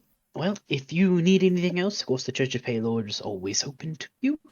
And like I said, the carriage will be ready in about an hour or so over the west gate. Thank you very kindly. Of course. Goodbye. I assume, well, I would have asked, I don't know if it's this guy or the previous guy, that I would have needed to ask more detail about, like, exactly what kind of information we need to be collecting to send back. Like, what information is of the most interest to them. Oh, I mean, they want all of it. As much as you can give them anything that looks out of the ordinary, out of place. But, I mean, they've got it on the scroll as you're going through it. So, the town that you're looking for is Guerrera. Mm-hmm. It is to the west. It's north of Felina. It used to be a farming village. Like, it was very much like just a heavy produce village. Before the plague hit. And right now they're just trying to send out scouting teams to like see after the infestation is already technically ended or whatever it is, if there's anything they can get there, anything left over, anything that's happening, anything that's changed, those kind of things. How far north is this town from the one that supposedly has the Lich buried under it? 10, 15 miles maybe. Like, you don't have an okay, so it's approximate. close. It's quite close. Okay. Felina was a very big hub back before Alexandria was a thing. Greta is old, and she may not have remembered dates well. That's fair. Let's just say the Lich was not 50 years ago. Speaking of which, I feel like this is a good time to mention to everybody that Francesca is like 40. I don't think she did mention that at the last time. I think I mentioned She's my age like- earlier. Yeah. She's like 40 and also a fire genasi, because I realized that I did not explicitly state that. Fire Genie. 40. What? How old is 40. Donfang? 30. He's in his 30s. Malik's 5. He's a growing boy. I'm waiting for 2. Me and my future self.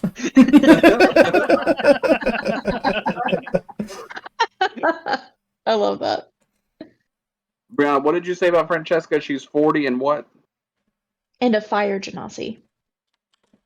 Oh, that's your race? Yeah.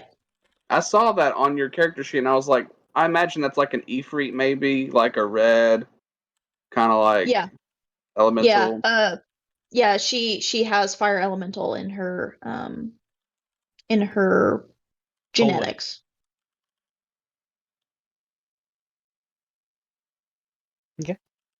Cool. So, you guys basically have about an hour to go through Alexandria. I assume you might need to go to the market, do some shopping. That's kind of what this is going to be prepared for, because I don't know next time you'll Shopping. be at a big market.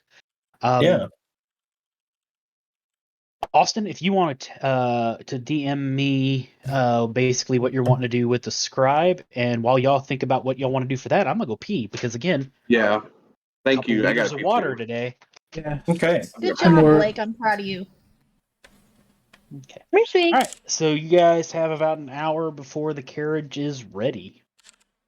And you guys are in the biggest city on the continent. Perfect. Is there anything you guys need to do before you set out? That way we can go ahead and get this out of the way. Get you everything that y'all need. Don't know when you're coming back. Powder. Now it's a shopping episode. Anything like for like I don't know. I figured I could make my own ammunition by this point, right? You think I could, or should I? I mean, if you've got the ingredients, yeah. I would gather the ingredients for that and stuff to tinker with, Okay. like scraps and stuff, and maybe like one health potion. Okay. I don't have a lot of gold. So That's 20. let's see here. I don't know. Why do I have to? I'm very interested in getting a couple things myself. Okay. Well, hold on. We'll go down the list. Oh, no worries. So let's say you get enough ingredients to make, let's say 50 bullets. I don't know how many you have on you. I guess I'd get a satchel for my stuff, like to hold my stuff to tinker with, like my metals and stuff, because I don't think I'd A just carry it European in shoulder bag. Okay. It's a fashion statement. Fair enough. It works well So with the duster. let's say for those, the bag, kind of like some just tinker toy stuff, and a potion of healing. Let's say it probably came to about 1 gold and 2 silver pieces. Done. Francesca, anything you need? Question. Uh-huh. So I have an herbalism kit already that I bought. Yeah.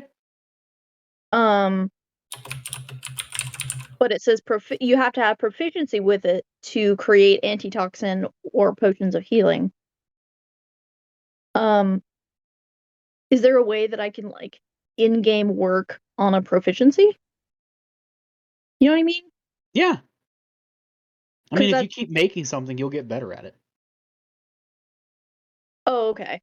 I see what you mean. So right now I would be making like baby's first potion of healing, which is just like sludge and it's shitty. And it like actually takes away a hit point. Because it's terrible. But Okay. But no, you can as you get more like as you get used to making it more and more, you become more proficient at it. Okay. So I guess I would spend some time just practicing with that. Okay. I guess that's all. Okay, sure. I don't know what else I could buy with 4 gold. Okay, no problem. Malix, you need anything, buddy? Probably just go get me some guitar strings. You That's know, right, you and broke just, yours, didn't you? yeah, I broke one. And they were all my excess were in the inn, which you know is not there. So, or it's not accessible at least. And I'm going to talk to Greta and just be like, Greta, don't you need me? Do you need any help? It's a big city. She pats you gently on the hand. No, you go on with your friends. I'll be fine here. I have family. You got family here? You need me to help you find them? I can put you on my shoulder. See a lot more. Oh, No, young Malik. You go on now. Remember, you'll always have a place here. Well, where? I don't know where you're going. It means in her heart, Malik. I'm not a genie. I can't live in your heart. Genie. Oh, I'm a you genie. know, she's just like slowly backing off. Oh, you know, you'll find me. Just like Uh, leave. Yeah. No, In the part of town.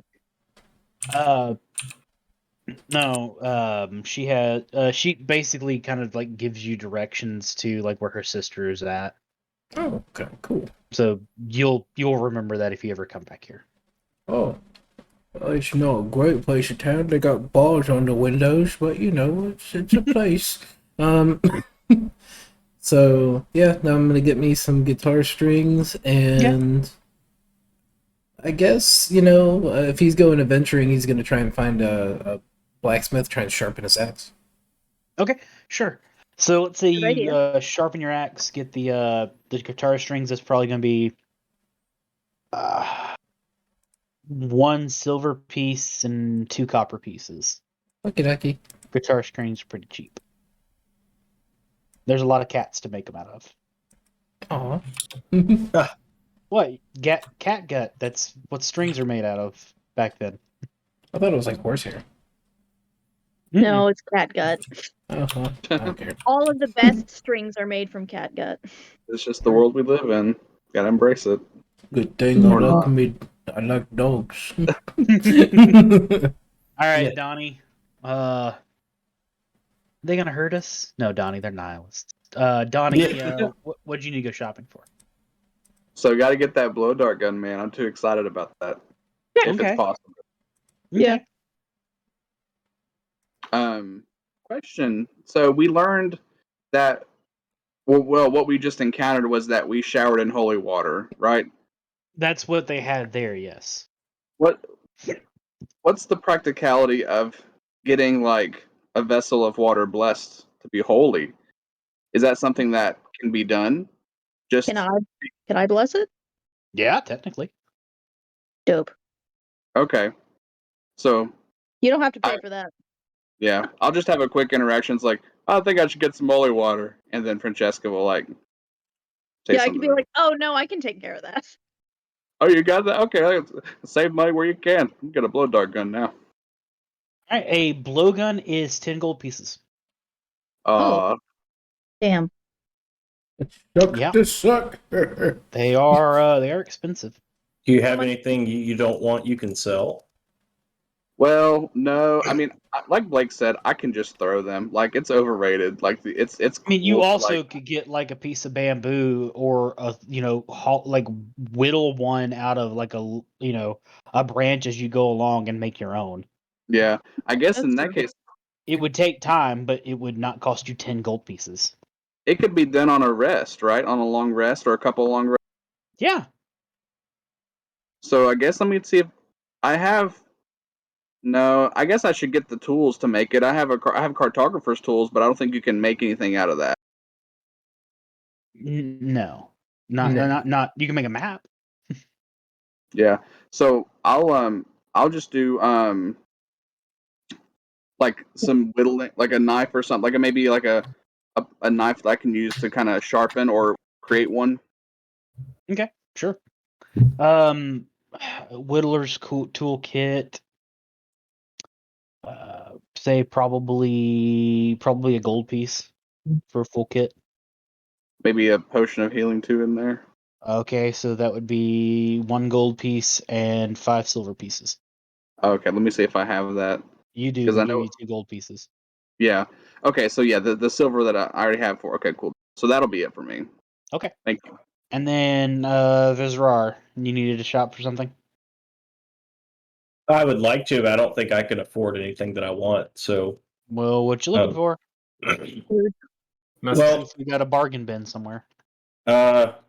I was gonna see about maybe trading in my leather for some studded leather, or buying a light crossbow and some bolts, one or the other. But I don't think. I mean, I only have 10 gold, so I don't know what I can Yeah. do with that. So studded leather is 45 gold. Yeah. Whoa. So even selling my leather, I'm not gonna. And then I know light crossbow is too much as well. So, That costs 25 gold. Honestly, I can let you use mine. I have one as well. Malik has one as well. What? We're literally Um, like crossbow club, and you need to join. So I guess I can afford a playing card set, so I will buy one of those.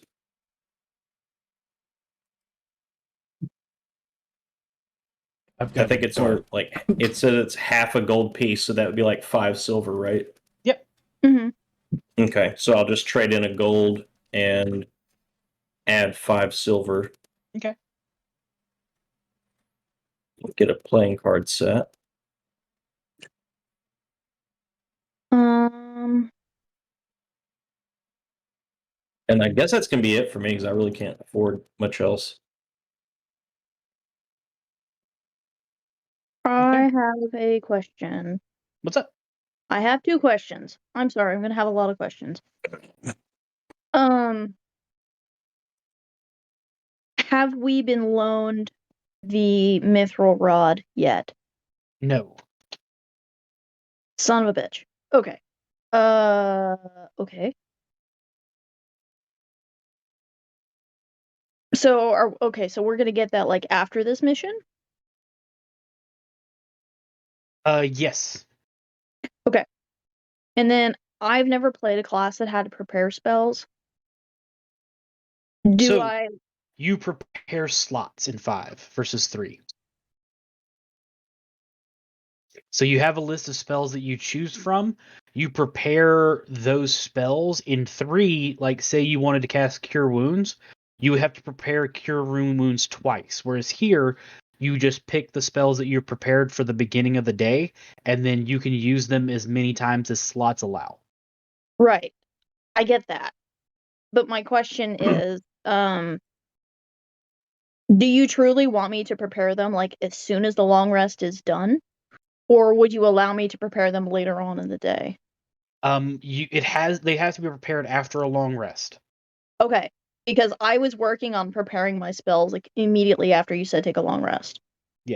Yes. You have to prepare spells after a long rest because it takes an hour to do. So usually that's why it's after a long rest because it takes time. But Yeah. Yeah, I had to do that last campaign. So basically, every time we took a long rest, I basically looked at my spell list and just decided, okay, this is what I think I'm going to use today. Yeah, which is why I hate playing characters that have to prepare spells because half the shit I pick is already irrelevant. You never know. You never But know. that's I've got a key gauge that's like a battery charger. Just like, all right, it's ready to go. Oh, I feel shitty. Could I have mended Malik's like keytar string?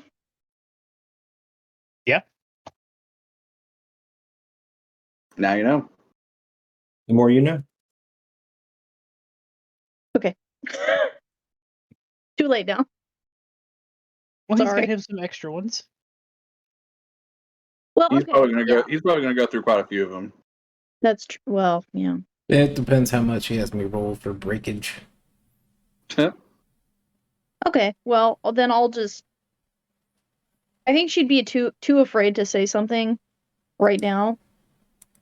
Afraid that he would like punch her if he found out that he wasted money. But if he breaks another one, she'll be like, "Hey, I can mend that."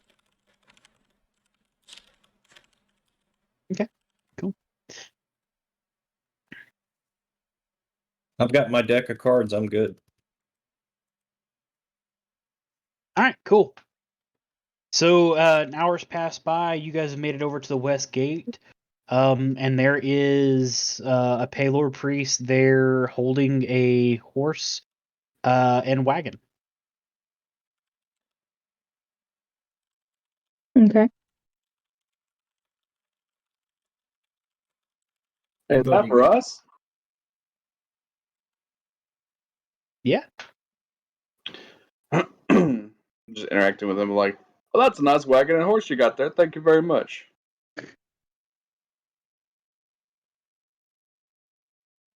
Yes, of course. They told me you would be ready for it post haste. I look over at everybody. Anybody know how to ride one of these things? I might be okay, but maybe I'm not the first choice. Yes, Yeah. I had a horse when I traveled. It pulled my wagon. I mean, didn't you ride a pony when you were younger? I believe you have some merit. Oh yes. Pony boy. Well, Stay golden, pony boy. well, like I said, I might not be the first choice, but maybe I'm not the last choice. We can try, and yeah, no, I think I'd be good. But if Mr. Magnificent is more proficient at it, I'd say go with him. Malik, do you object? I like horses. I do too, Malik. No. I think he was asking me. I believe you are correct. I believe I ever got to tell you this. Nice throw, by the way. What? Oh yes, that was quite something. Throwing that person overboard. Oh yeah. It's all you think it's in the upper body, but it's more in the hips, and it's kind of how you get the throw started. That's the secret. Should have Oh? told you the secret, because now it's not a secret. So it's like right here. Like It's all in the hips, and he places his hands on your hips, and he says, it's all in the hips. Oh. All right. All right, big man. Singing Thanks. his little tune. It's all in the hip. Yeah. Well, I hope you'll provide us a nice tune there, song this adventure. Can't you play your little flute? Oh yeah, absolutely. I'd love to play it. Oh yeah, you go to the front of the line. I'll cover the rear and make sure we're all good. I just play a little quick little ditty. Well, up we go. And Jack and Diane.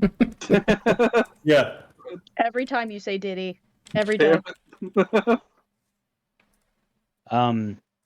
So yeah, so you guys get in the wagon and head out toward Guerrera. It's about half a day's trip. So you guys reach Guerrera by nightfall.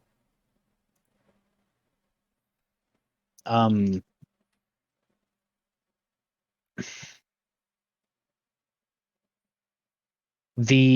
your way there, you do notice that there are like wagons that have been left behind,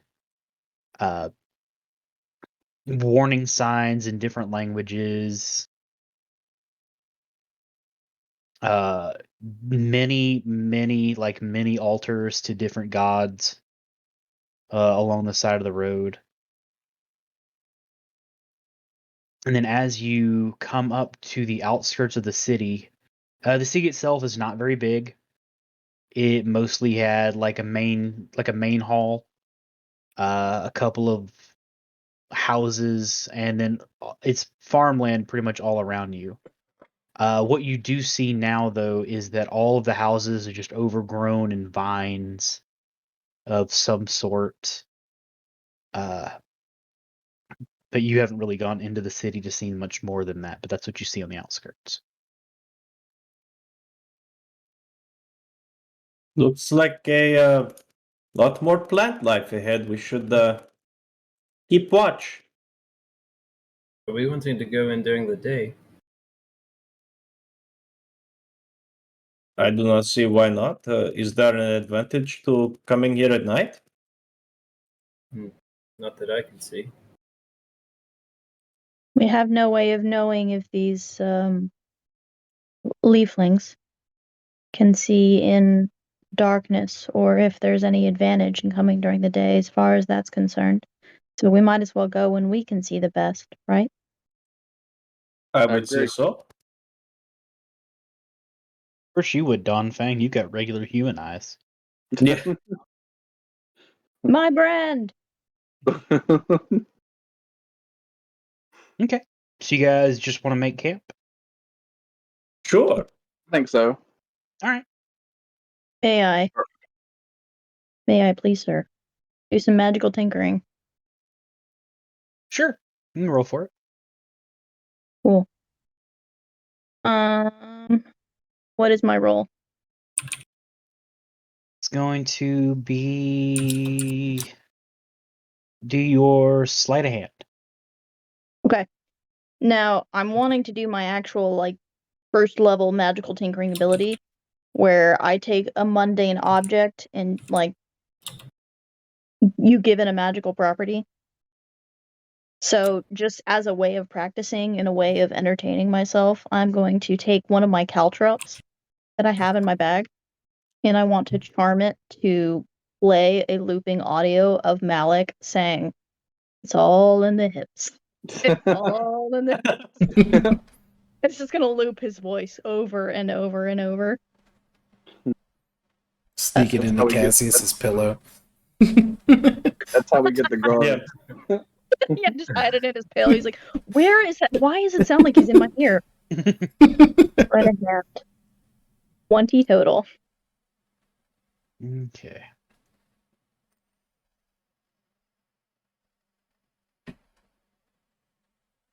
Right. Yeah, you do. Excellent. So, like to tinker on things. I do. I like to find answers. Oh, I was just saying I'd like to tinker. I thought you said, Um, so you like to tinker. I was like, I yeah, That's would what I like thought to too. tinker as well, sir. Okay. Yeah, go ahead and roll for it. sorry. See what you do. Was that sleight of hand? Funny. Yep, sleight of hand. Working with your hands. It's all in the hips. It's all in the hands. Well,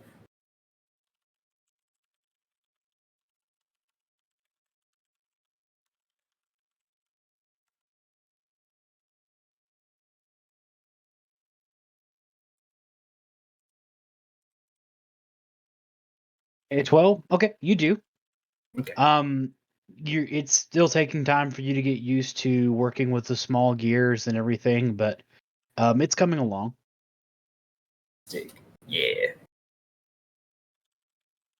Okay.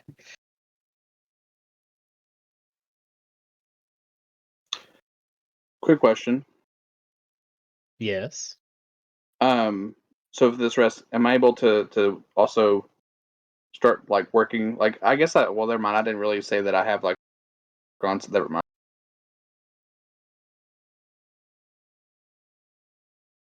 All right, so you guys make camp on the outskirts of the city, and cool. Nothing eventful happens, and we go to the morning. All right. As the sun rises up over, you now have a better look at the town. There are most certainly vines growing over pretty much all the buildings, but the vines look brown and dead. The other thing that you notice is there look to be just mounds scattered on the ground that just look to be like something that was covered completely in like foliage. And is also like there's no living plants within a radius of that town.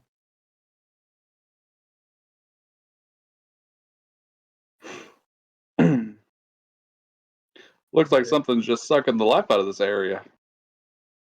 Yes. I am copying these or doing drawings of them in my sketchbook and writing about it. Noticing whatever I can see. Just every observation. Okay. All right, open Adam, pack it up. Let's get on in today and cut down some trees or whatever the fuck it is we're doing. Yes, let us see what is going on in this town. Good. Occasionally, while Francesca's writing, Cassie's gonna do that like thing to like bop her hand to mess her up as he keeps going. She just gives him a look, like, Mhm. and then just goes back to what she's doing, but not necessarily maliciously. Just like, you're a pest. Just goes back to what she's doing. All right, big man, you got the X. Let's go. Oh, do you want to hold it? I don't think I could handle that, sir.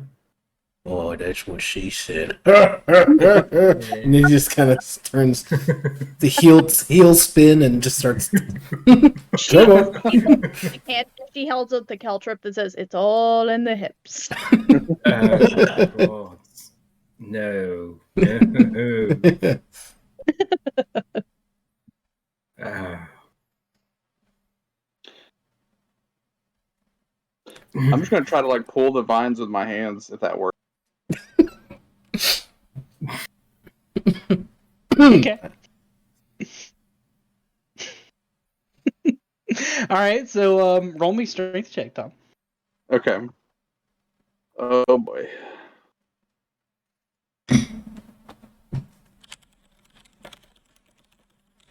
Oi. Ooh, Oh, that's a 4. It ain't a good one. Mm. ooh. So he's just pulling it. Not feeling very fierce as the fang right now, and he's just like, ugh. He's not like nothing. It's not budging. No, it is most certainly not. I would think it's interesting that the vines are holding so strongly, even though they're dead, and nothing is holding them.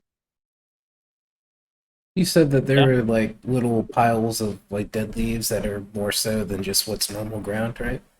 Yeah, I mean, it looks like mounds of like foliage and just looks like almost vines that have wrapped around, just like wrapping around like random objects. It's just laying on the ground.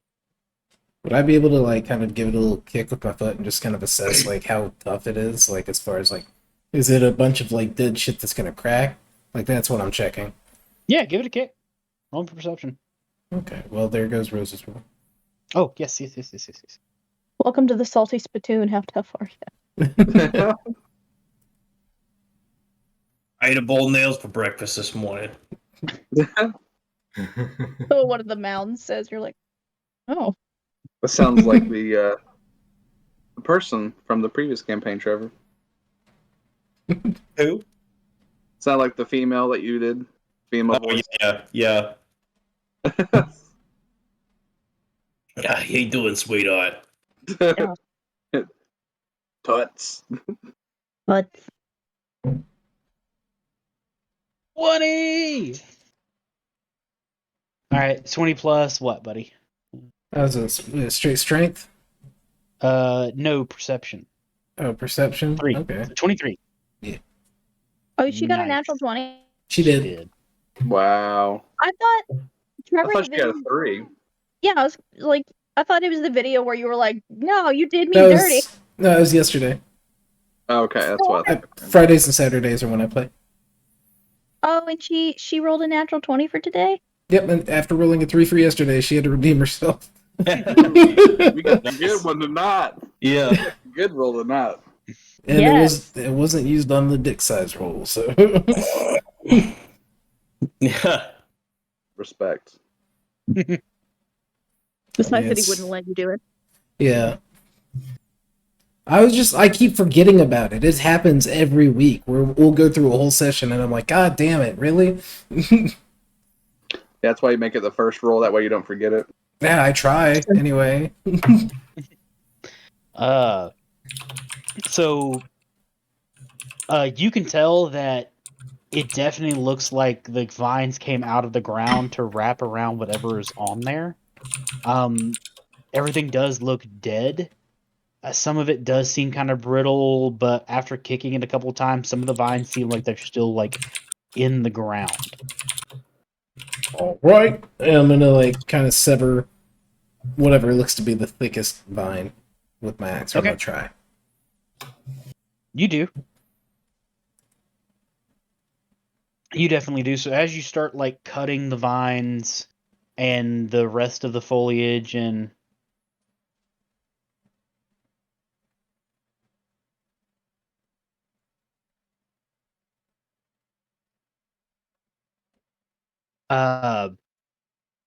as you start cutting those vines and the rest of like the twigs and the leaves and like just the random like debris that was in there starts like falling away as there's nothing left holding it.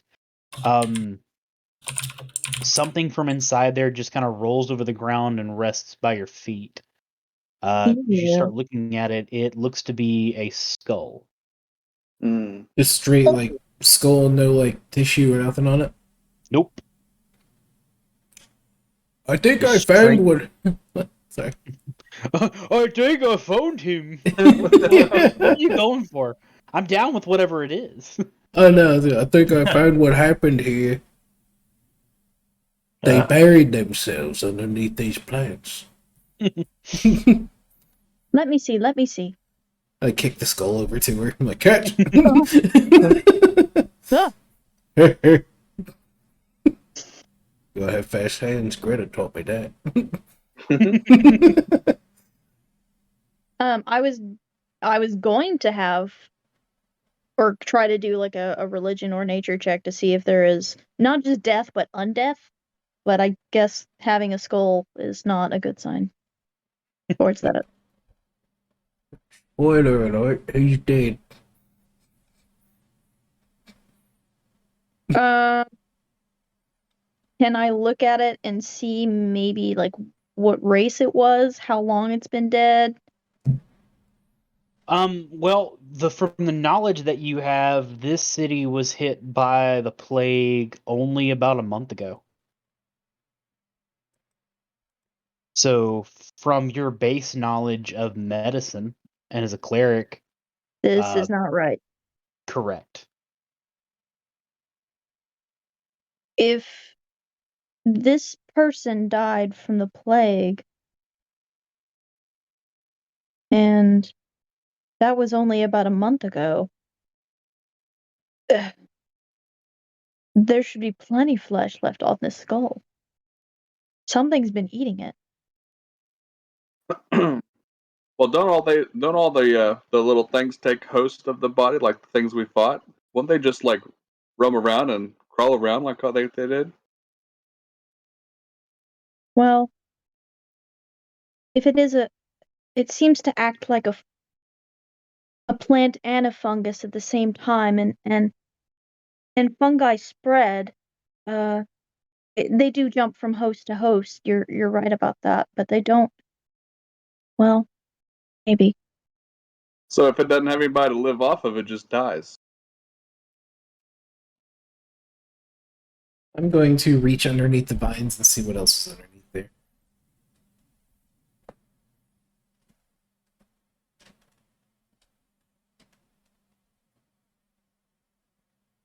Yeah, as you reach into the vines, and start just pulling out random things. You start just pulling out more bones. Oh, I think this was his collarbone. You're just finding all kinds of bones, Malik. There's a bunch under here. You want one? I'm gonna fling one at him. I use my staff to kind of fling it away. Hey, get that away from me. You gotta roll for that, bud. Yeah, I can roll for it. You want me to roll for it? I don't know. Yeah. Fucking... Yeah, you are now. What am I rolling? It'd be dexterity. Dexterity.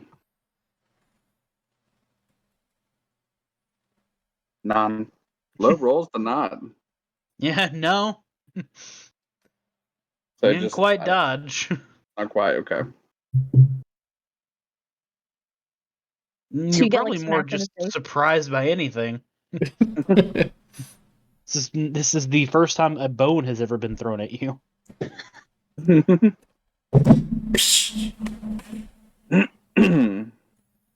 Um, What's the weather like? Frightful. it's a frightful. Yeah, The fire was so delightful. it was delightful. Um, I mean, it's quite sunny. Yeah, It's always sunny.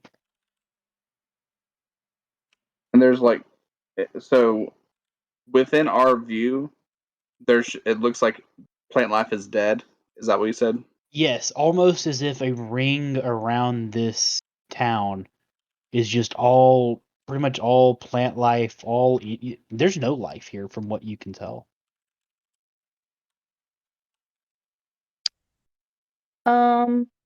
may I,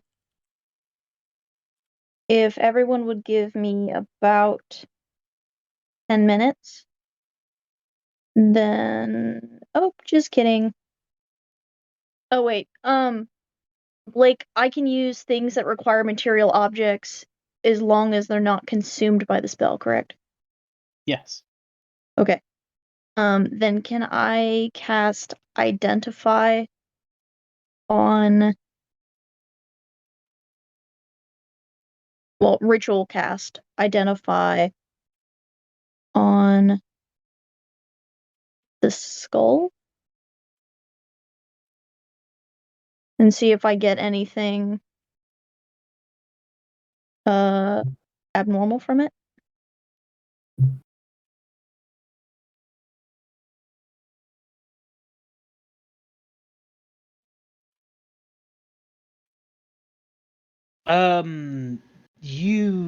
You can.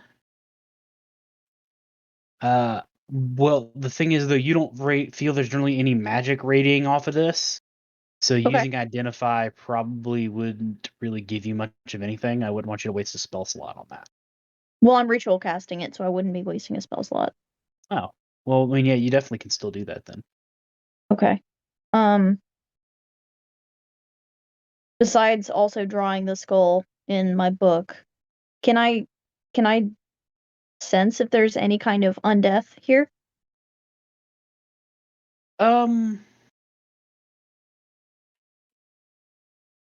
Do you have anything specifically for undeath? Or are we just doing it as a cleric? Yeah, just as a cleric. I mean, I don't have anything else that's specifically for undeath. Okay. You don't sense any kind of undeath here. Okay. Just death. I mean, yeah, just your standard. The regular death. Who has the mithril rod? No one. Don't. No No one one. has it. This is our mission to get it. Oh, gotcha. So he didn't give it to us yet. Okay, thank you. You're welcome, bud. I was hoping that he would, but apparently my bargain was not good enough for that. For some reason, I had it in my head that he gave it to us to do this. So thank you No, for he's No. going to give you one if you do this. Otherwise, y'all could have just agreed to do this and then took it and left. Right. Oh, But I mean, it's Well- still an expensive magical item he's willing to part with. that's Yeah. valid. That's valid. I All right. look over at Go ahead, Tom. I look over at Cassius and I say, well, maybe we could look around the perimeter, look around the center, and see if there's anything that tells us more about what happened. Yeah, I feel like the further we go in, we might be able to find some more. Oh, okay. He just gets up, starts going into town. Go All right, on. big man. I'll do a little perimeter check around the city, see if I find anything unusual. It was nice knowing you. I'd probably stay with us. Better in numbers against these things. Yes, you do not want to get split up. That's a fair point. Fair point indeed. Thank you. All right, so as you guys head towards the center of town, You notice there's more and more of the vines, just starting covering everything from the houses to like benches to pretty much anything that was there. There are also more and more mounds, and then as you reach basically like the town square, if this town really even had one, it's more of a pretty much a just a giant town hall. The hall itself is almost completely covered, but the front entrance where the doors are, there are some vines that have been cut, and it is partially open.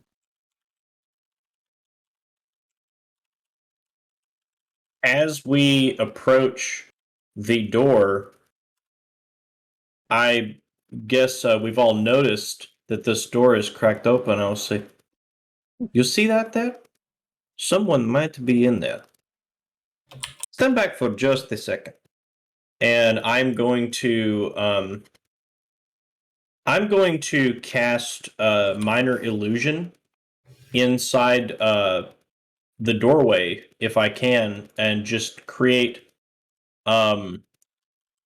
like just a static copy of myself, just appears like behind the doors, just inside the town hall.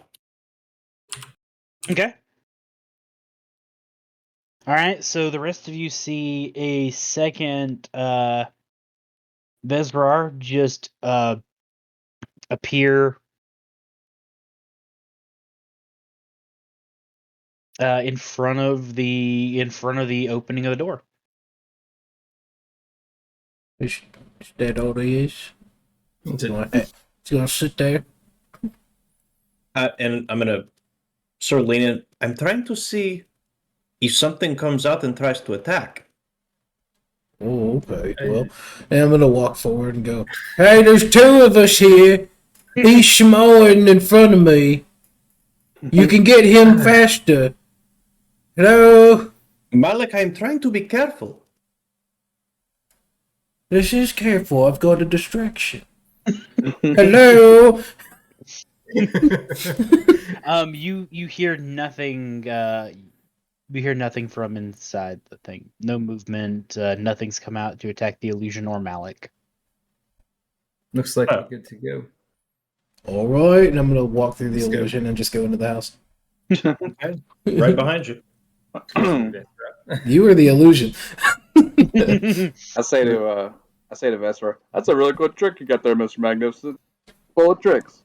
Oh, thank you. Can I, on the way in, can I cut a sample of the vine to put in the vial for the guy whose name I won't remember, and Yeah. then also a vial sample for myself. Yeah, sure. So sample of dead vine. Yes.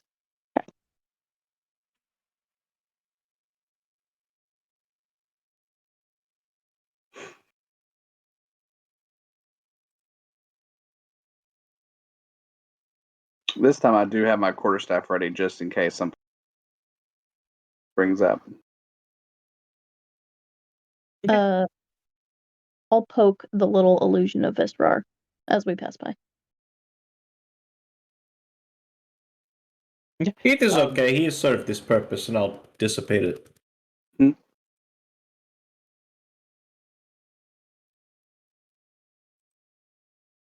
So guys, you guys enter into the main town hall. The inside itself, much like the outside, is just covered in vines and foliage, and you also notice there's a lot of dead flowers. They look like they bloomed and then wilted and died. And then in the center of the room, there looks to be a hole in the ground.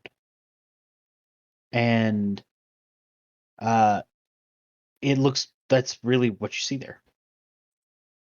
Hey, you still got that little singing product out, the thing, the spiky thing. It's got my voice on it. Can I see it? Oh yeah, This little ball. Yeah, Here you go. here you go. I'm gonna chuck it down the hole. She's like, Imagining. So you just Oh, you just hear this thing like it's all in the hip. Seeing that's as- fucking hilarious. that's great.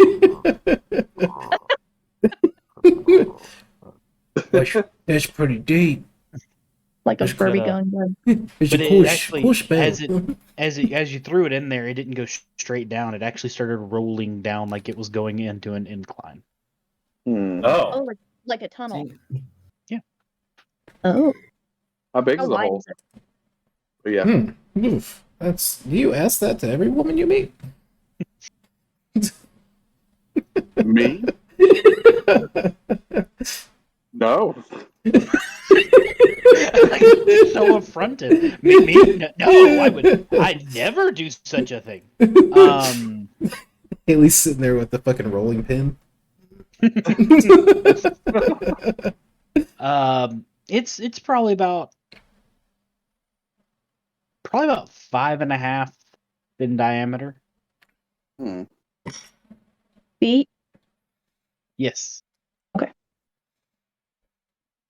Seeing as this, like from the last time, like the spores kind of like could enter through like your nostrils. Seeing it, Malik like sneeze it up. I'd like to be able to like cut, like unroll my shirt and then like cut it off and like try to make a Mask? mask, basically Like a bandana. bandana. I'm not. Yeah. I'm not trying to be cowboy, but I am being a cowboy right now.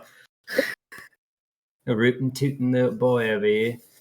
Beep, beep. Okay. Yeah, They like you do. get stuck on your horns. You're like, oh shit. Okay. Yeah, Right. you can do that. Okay, cool. And Do I? I was just gonna say, as I would have done my right arm, so the marks you'll see them like as he unfurls his sleeve. So, just for y'all's flavor, The purple vein looking tattoo. yeah. Do we hear anything? Oh, from inside the hole? Yeah. You can hear kind of a it's all in the hips, but it's definitely further down, but that's the only thing that you hear coming I from. mean, does it sound like it's still going, like getting further away, or? No, it sounds like it stopped. Oh, okay. Francesca takes she kind of looks at Cassie. She's like, "Oh, that's a good idea," and she pulls from her bag a leather mask as well that covers the bottom half of her face, and it has like silk tie to the back of her head, and she puts it on as well.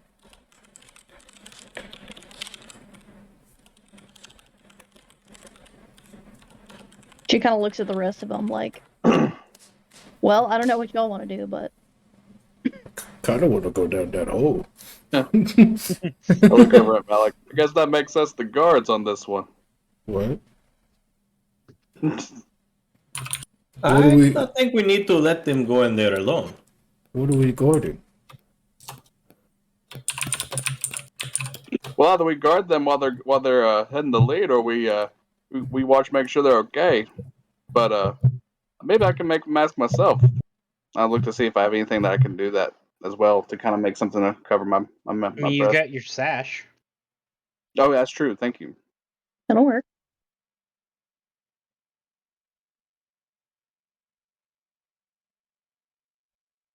I have robes, but I'm not willing to cut them up for you. I'm sorry.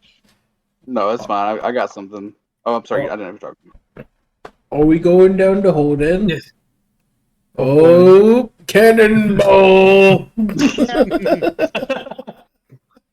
Malik jumps down the hole. Oh, all right. Well, Sure hope my friends Pop, come. pop. I know, right?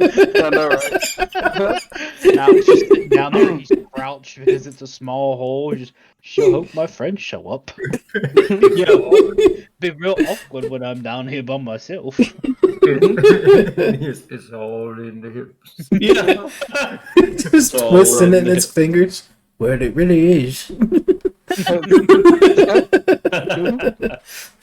So glad I did that. Go ahead. I was just gonna say I'm gonna like follow suit. Same. Same. I have a disguise kit, so I guess I will put on my. It's like it's just like a drama mask, like with a little string, just like it's like the comedy mask. He's Mm. just gonna put that on and slide down, I guess. You mean the mask that has openings for the nose and mouth? Yeah, I don't expect it to work well, but that's all I got. V for Vendetta. That's fair. That's fair.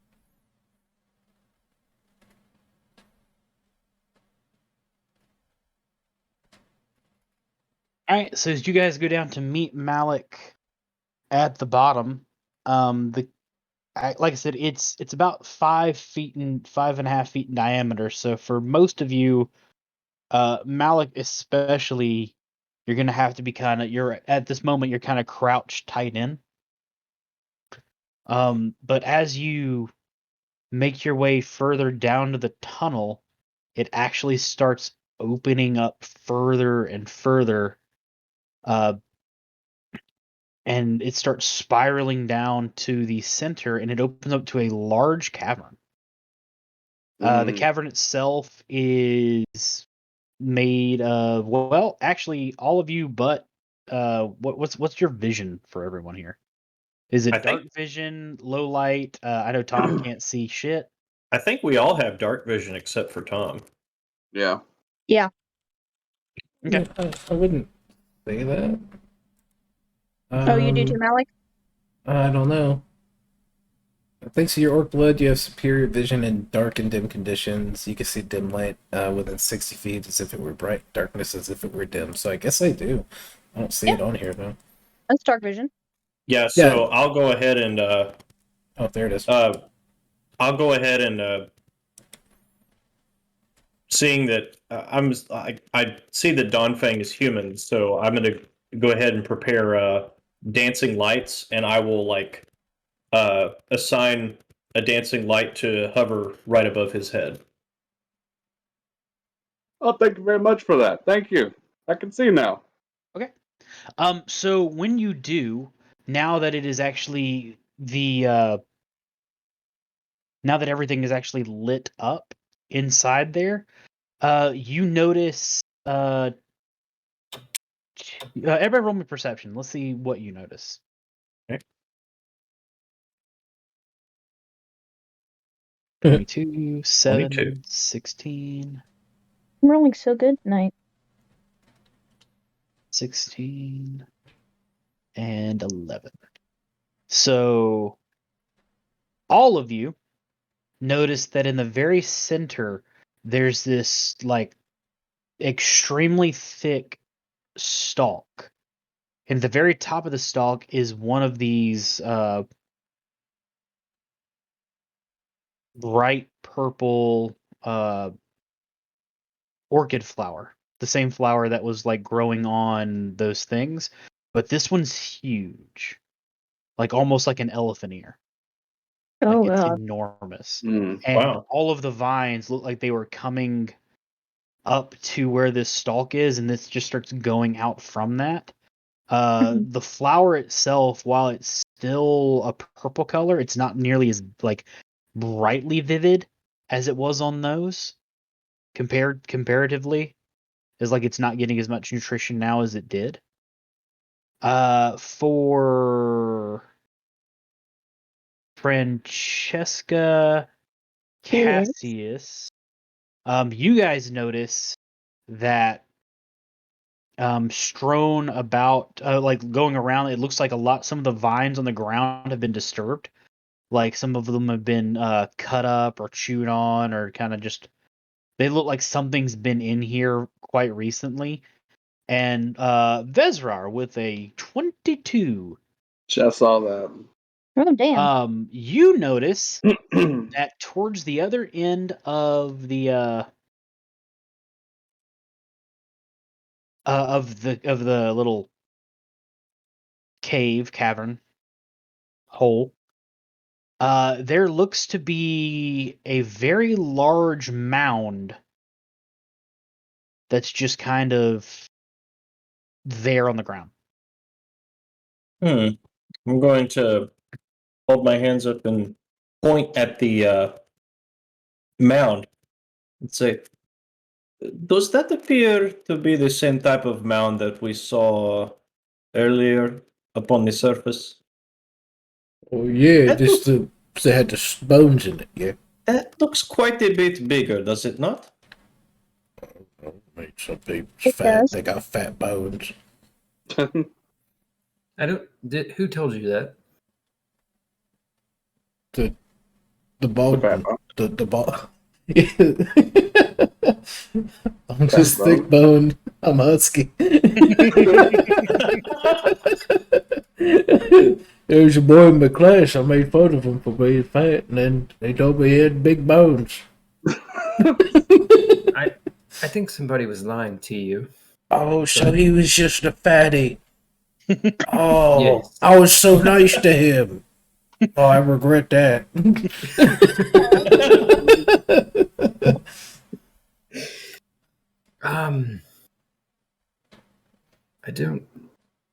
I don't rightly know what to make of these mounds. It is an odd looking one, that's for sure. Does it look like the vines that were disturbed are like are there any sort of like tracks that are going from the vines to the mound? Yeah, you had 22. Yeah, I'd say so. Very interesting. I would say we should exercise caution or we should be prepared for something. I agree with that. I don't like this at all. You want us to dig it up? I believe that is very risky. I think perhaps we are in danger, yeah? I mean, I feel fine. Still in the corner. It's all in the hips. Yeah. It's constant in the background. Well, there is something. Well, Visrar, I know you said it's dangerous, and I don't entirely disagree, but I think maybe we might learn something if we dug into it as well. I just don't know how to do it safely. Well, that's all I needed to hear. I'm gonna take a whack right at the biggest vein No. on the mound. All right. You said you wanted to know what was in it. Well, I was going to suggest poking it, but I mean, here we are. hold on. Everybody I was going to cast a spiritual weapon to. Hey, hold on. Everybody stop. So, as Malik strikes the mound, Malik, roll a hit. Okay. So, Mike, what's your secondary character? His name is Boxilius Betos, and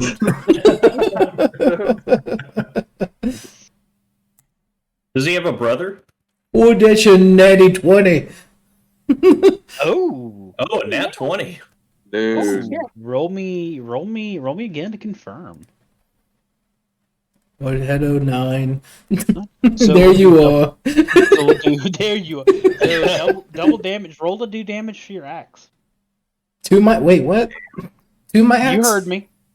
You hit it with Aw. your axe, didn't you? Yeah. Can I change Yeah. it? All right. Change it to what? No. That's a 12, so 15 damage. 15. So, Hmm. 30 damage? Yeah. Oh, Holy shit.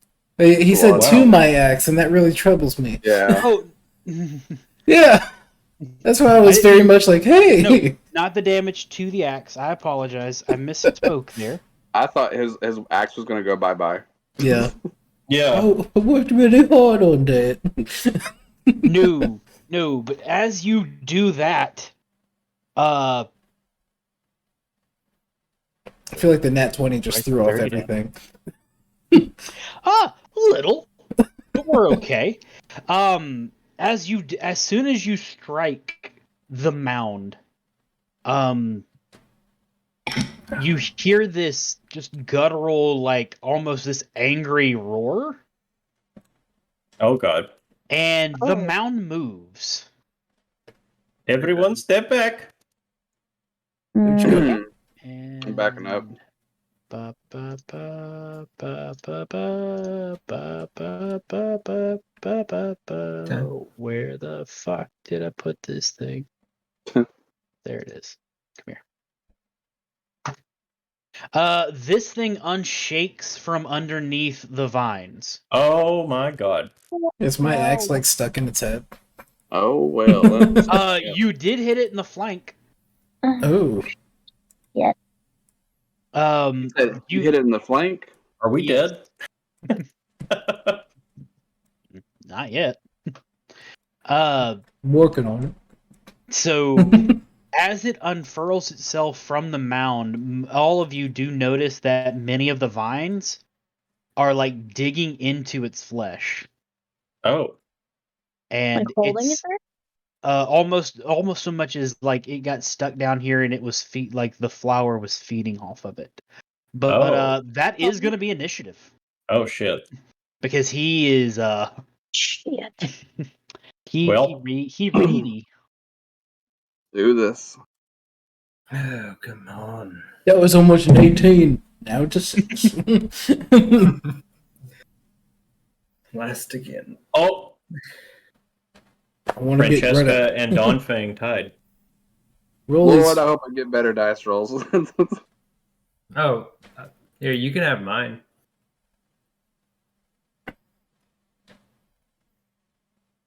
What do you mean? So I was gonna give Tom my initiative roll. You can have my 4. on. You said you rolled a 4. Yeah, 4 plus 3, baby. Come on, you know you want it. Yeah.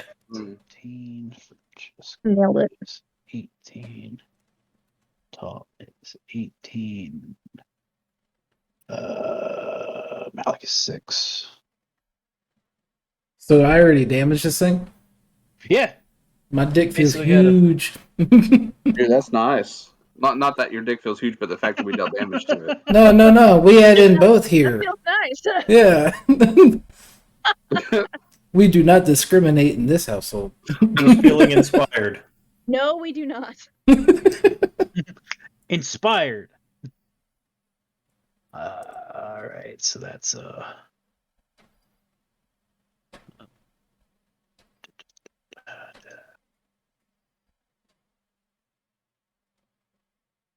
15. So let's see, Francesca, you have a +2 to Dex. Dawn Fang has a +5, so Dawn Fang would go. Holy shit, dude. Yeah, Donfang's got 20 decks. Yeah. Oh my god. You are more dexterous than I am smart. Damn. I did get lucky with my rolls. Like when I was choosing, I was like, yeah, this has got to be Dex. Like with a monk, Oh It- yeah, 100%.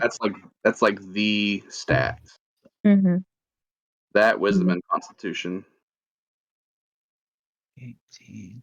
All right, so first up is Dawn Fang. So this is a dragon that's Yep, this is Being your held- first official dragon in Dungeons and Dragons that you get to fight, Tom. Right. Session 2. Like, God No damn it. wormling or nothing. This is it. oh we At didn't level fight a 4. we didn't fight a dragon in the Broken Chains, did we? No, No. you fought like a baby lizard thing. Oh, Hobos. gotcha. Luckily, this is not an actual like stupidly difficult one. Gotcha. I would not do that to you. So am No, I see, like this isn't like a Tiamat dragon at level 4, right? Oh fuck no. Fuck that, dude. Whatever I'm about to say, just count me dead if that's Tiamat. Let's Fuck just go ahead and that. start talking about Fridays again, Blake. That's Yeah.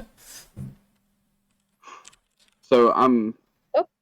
quick question: where am I at compared to the dragon? Like, am I near one of the feet?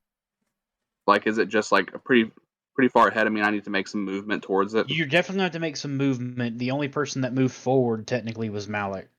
Okay, gotcha. Okay. Let's see here. So I do have some really helpful movement.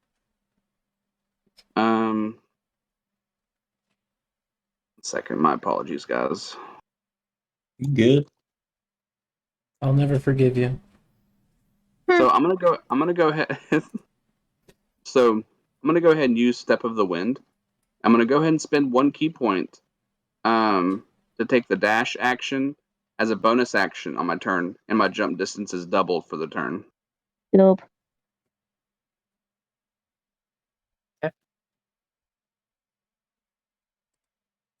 And then take out my staff. All right, Sochi, be with me on this one. Please be with me on this one. And I just like leap for him. Oh. And I do the leap, like that, the leap towards the dragon. You just tell me if I'm able to like actually go for an attack with the Yeah. quarterstaff. Yeah, I'll let you. Okay. Just use the key point.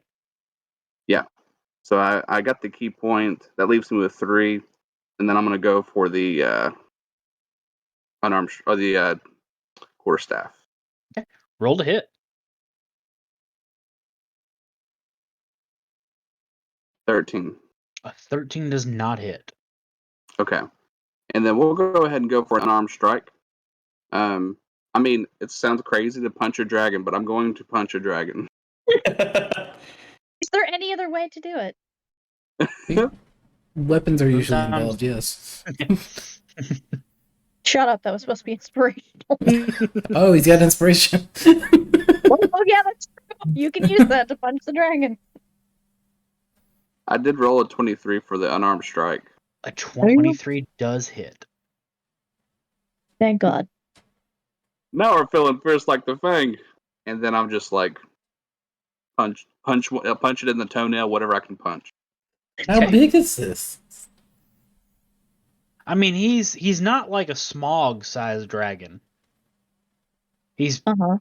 probably a little bit bigger than like an elephant. It's like about three quarters of a school bus. Yeah. I think a school bus would be a good comparison. Okay, cool. Yeah, I guess so a leg. I mean, whatever. You tell me. I'm just going for the hip. That's way bigger than I imagined. Don't say it. Okay,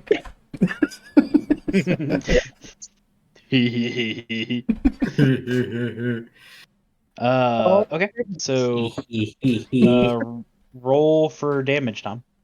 Okay.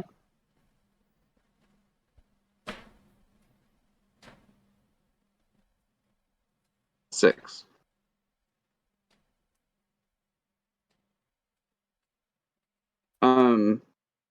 So open hand technique was one thing I forgot to ask during our last session. So open hand technique applies whenever you hit with one of your. Oh, never mind. It's a flurry of blows. Never mind. Thank you. Thanks for coming to my TED Talk. Thanks for my Tom talk. Oh, my Tom Talk. I love that. Okay. All right, so next is Francesca. Can I look at it first and see if it even looked like, does it even look threatening, or does it look like it's weakened by these vines and just being held down like victim to it? Yeah, you can roll perception or nature for that. Okay. Nature, please. No. It appears to be made out of scales. Some The sort dragon of is made out of muscular dragon. sinew. Oh my God, Did you know that's a dragon? Holy shit. Holy shit, it's a fucking dragon. So it definitely does not look exactly like a dragon that you've read about, like in stories and things like that. Mhm. The coloration seems a little off, those kind of things, but you can't really tell exactly what's going on with it. Can I at least tell if it looks like pissed? Oh, he's definitely pissed. Shit. You don't have to roll for that. He's pissed. Like we just walked into his home base. I mean, you walked in, you hit him in the leg with an axe. Was it a leg? Yeah, you got I him in the leg. Oh, Or okay. really, probably his side. Yeah, all right. I was going for the head area of the vine, but Well, I mean- Well, I'll tell you what we'll do, Mike. I'm going to take the camera outside, and I'm going to point at a vine, and I want you to show me the head. okay. We'll be right back, guys. Yeah, I let me just got to pause the move my recording. entire rig outside so the camera will work. You got 6 set of hands in that household. You know, I'll cast inflict wounds. Okay. So I'll roll to hit. 23 23 hits. Woot. and 3d10 necrotic. 23 damage. Very nice. Damn. Spicy. That's about the only spell I've got that's not fire, which he's surely resistant to, so I mean, he's... Maybe. it's a dragon. he's a- green. What if he's a cold dragon? What if he's a plant dragon? You know, with the plants. Yeah. So obviously, he likes plants. He's being suffocated by them. Hey, it's like a fetish thing. Oh, that makes sense. See, I just honestly imagine that Malik and Dawn Fang are having this conversation. Directly in front of him. Yeah. Oh, shit, it's a fetish thing. Oh, that makes sense. Oh yeah, fetish. I've heard about those fetishes. Yeah. He actually seems angry here. All right, He's next offended. is Trevor. Okay. Let's see. So Francesca would have had to go up to the dragon, correct, with inflict wounds? Let me check the range on it. I think it's touch. Oh shit, you right. Yeah. Okay. I am Well- up in space now. Yeah. I guess, okay, so I will go up just behind you, and I will put a hand on your shoulder, and as I do, I Don't make will it call... weird. Huh? So don't make it weird. As I do, I will call upon my Tales from Beyond to bestow a tale upon us. And as I do, you see these two giant spectral spirits rise up from behind me. There is a ghostly apparition of a man in a suit, very like in fine clothes. And there is a woman in a very elegant dress, and they are like kind of ballroom dancing above us. And one of them says like, I shall never let go of you, my love. And the woman says, yes, and I too shall never let you go. And they like he basically, the spirit dips her for a kiss, and at that moment there's this big like explosion above us, and we both get, what does this one do again? Are you and the woman, or It's the ghosts. you said we both? Yeah, so this is the tale of the beloved friends. So And then the woman says, "Oh, Rhett, but where shall we go? What shall we do?" And the man explains, frankly, my dear, I don't give a damn. Yeah. So Birds and it's it's a roll of my bardic inspiration die plus my charisma modifier. So that is 5 plus 4. So we each get 9 temporary hit points. Yay! Wow. You said 9? And yeah. So that's my action. Thanks. I will go ahead and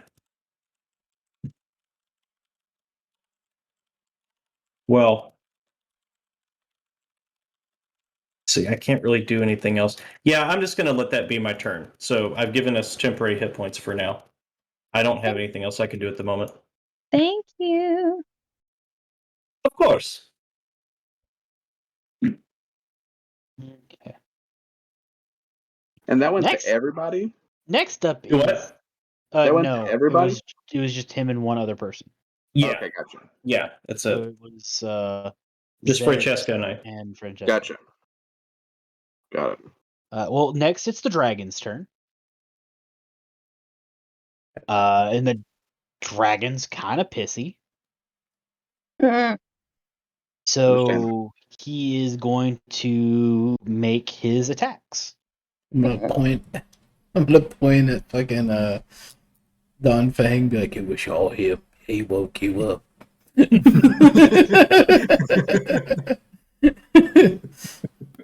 It's more like we woke you up. Hey, sheesh, mate. I As the told blood's you. like dripping off his ass. Yeah, right?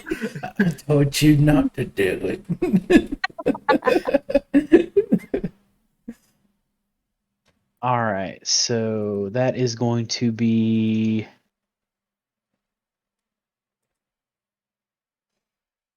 eight.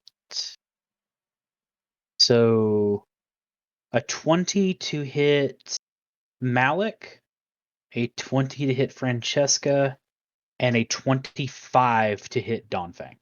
ooh. Yeah. Yeah. Yeah. All right. So the dragon lets out this mighty, just angry roar. And then as he just comes down with both of his claws, one on Francesca and then one on Malik, and he just goes to try to take a bite out of Donfang. So Take a bite. for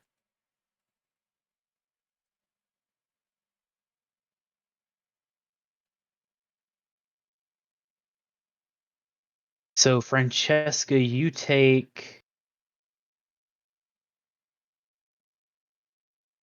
10 damage. Malik, Yes, sir. you take 9 damage. And then Donfang Mm-hmm. from the bite.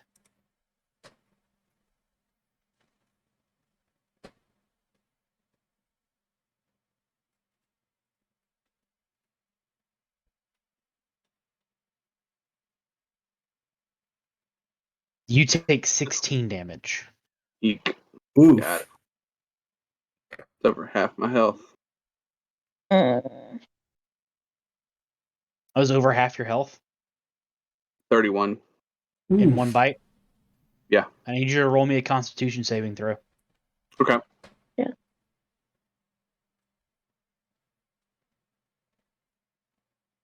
17. Okay, you're good. Cool. Yep, you didn't go into shock. And I'm happy about that. Everyone is happy about that. Yeah. Especially the healer who's right at the dragon's face. Next up is Austin. So Cassius. Let's see. I'm going to take steps away. Good idea. all my movement to go to the other side of it. I'm going to say this isn't getting any easier, but it doesn't come out in my voice. It kind of comes out jumbled. And I'm casting Hexblade's Curse as like purple emanates from Cassie. It's like a smoke, if you will, like Percy, similarly. as I'd flavor it. It envelops the dragon. So against the cursed target, you gain a +2 bonus to damage rolls and score a critical hit on a roll of 19 or 20, and you regain 5 HP if it dies. Okay. Beautiful. So Awesome. let's please bless 22. 22 hits. Come on, damage rolls. Gee. That's 5, so +2, 7.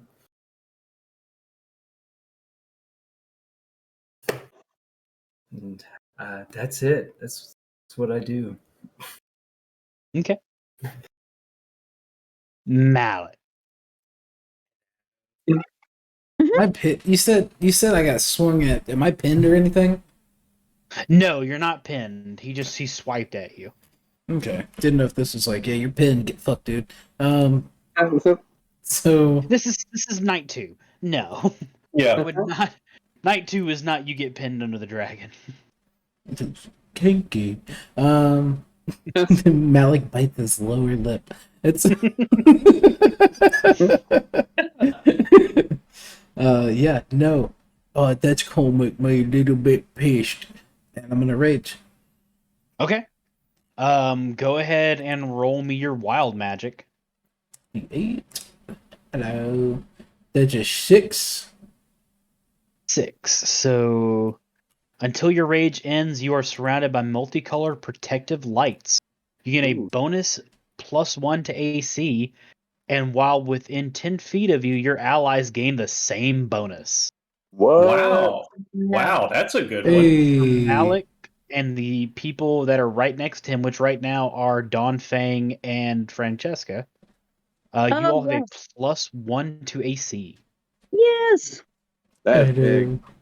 Shouldn't it also be Vestrar because he's right behind me? Oh, you did walk up there, so yeah, you too. All right. Nice. Disco lights. All right. All right, and with that being my bonus action, I am going to use my main action to swing me action. And do I have to use inspiration before or after I roll? So you use your inspiration after you roll, but before you know the result. So say you roll and you get like a 14, and you're like, "Oh, a 14 would hit." You don't use it, or you can go, "I rolled a 14. I don't know if that's going to hit or not, but I want to use inspiration to be safe." Okay, so let me give you the time to pause while I think about that after I roll. Okay. Yeah, no, I'm cool. Go ahead and go with that 22.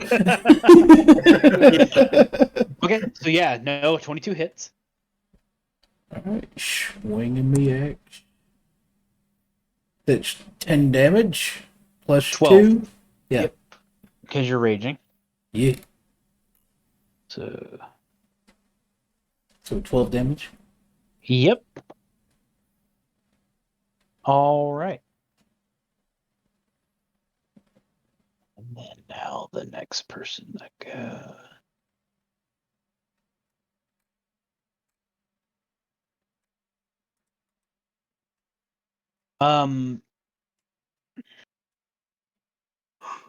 So everyone else is focusing on the dragon, Cassius, because you're a distance behind.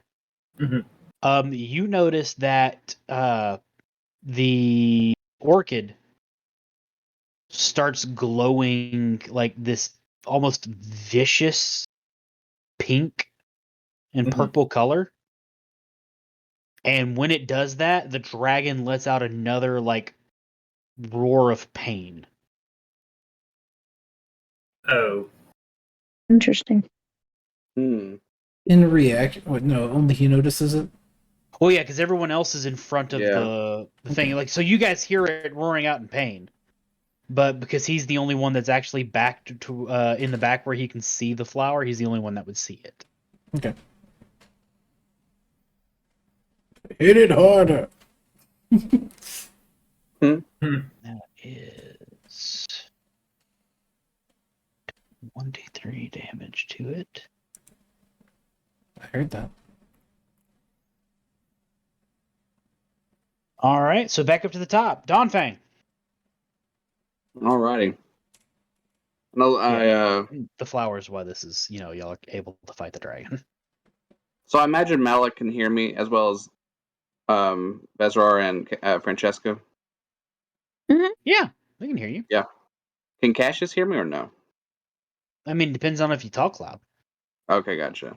Well, I was just curious. I'm just gonna say over to Malik, "You're only hit him, Martyr. I'm gonna try to hit him as hard as I can, and I'm gonna go ahead and actually go into a couple attacks here. First, it's gonna be the quarterstaff. The old bucket of quarterstaff.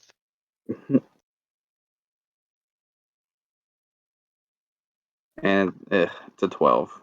12 does not hit. Okay. And then we're gonna go for unarmed strike.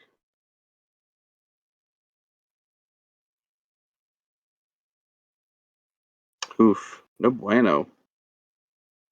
Yeah, an 11 also does not hit. Now, I'm not sure if this would be when to say it, but I am going to go ahead and use another one of my remaining 3 key points for flurry of blows. Okay. I believe you can do that. And that'll give me 2 additional unarmed strikes, It would. which are just going to be punches. I'm just punching this dragon if I can. Just That's a going bold Robert man. Pattinson on it, just beating Whap, the whap. shit. All right, a 25. That hits. Roll for damage. Yee. 6. And roll your So- second attack. Okay.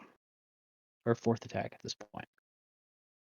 After this one, do I then look at the open hand technique where whenever you hit with one of your flurry of blows attacks, you can impose one of the following effects? Do I do that after the next one?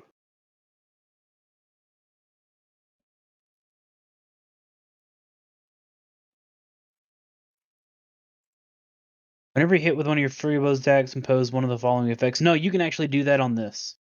Okay. So I'll go ahead and try to go ahead. Oh no, I literally just yawned. Oh, Sorry. sorry. No, you're fine. Fall prone if it fails a dex saving throw. Let's see if we can go for that. So it's a Okay. DC of 11. DC of 11. I'll let everyone see that roll. Hmm. It is a 16 plus his Gotcha. God dexterity. damn it, Uncle Touchy. He's back. Yep. All right. So Okay. no, he does not fall prone, but you do get to make another flurry of blows attack. Okay. Oof. Big oof, yo. Well, that's a nat 1. That's a Oof. nat 1. All right, Oh. Tom, I need you to roll me 3d6. Okay. No. Oh, that's sad.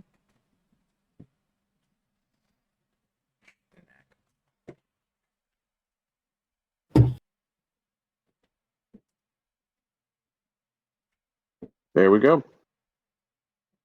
You got a 12. Alrighty.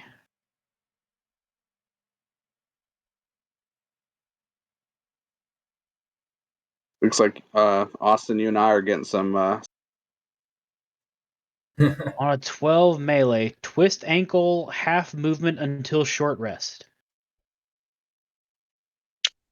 Well, So you are now at half movement Hmm. until a short rest, Tom. Something's just like, my ankle, and he just goes down like he's just swinging in the air. Like a turtle. yeah. All right. Next up is Francesca.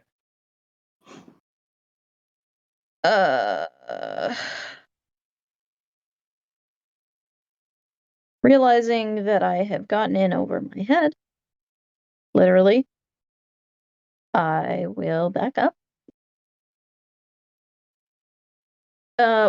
Actually, I probably don't have to back up very far to find Donfang, right?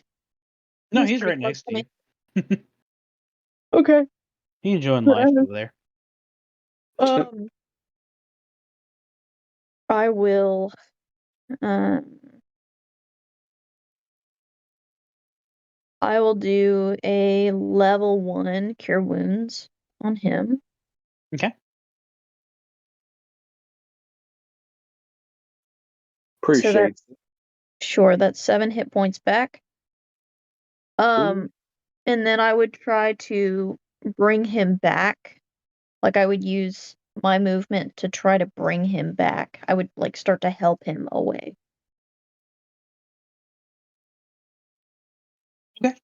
Yeah. So you can use your movement to basically move him and you half of your movement speed. Right.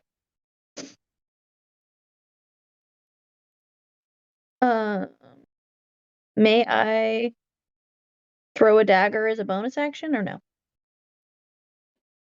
Yeah, sure.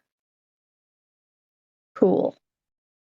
Actually, may I throw my bottle of ink to try to blind it? You can now. It's since you're aiming for its eyes, you take a -4 penalty. Sure, But you do have that option. Yeah. I will do that. Fortune favors the bold. So just roll a d20 and Plus your dex modifier because you're Okay. throwing. okay, so basically a dexterity check and then subtract 4. Yes. Okay. Nope. You miss. Cool. That was expensive ink. Well, All right, That- Vizrar. That was 10 gold worth of ink. okay. Let's see here. What does Vesrar want to do? I am going to use my racial feature to cast Fairy Fire on the dragon. So I will need it to make a Dex save, DC 14.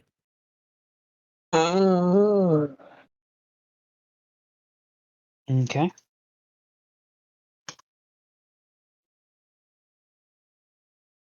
That would be a 5 plus his dex mod, which is 4, so that's 9. Okay, so I'm going to place Fairy Fire like far enough back, like basically where it's just hitting the dragon, and it highlights it in this glowing bright blue color.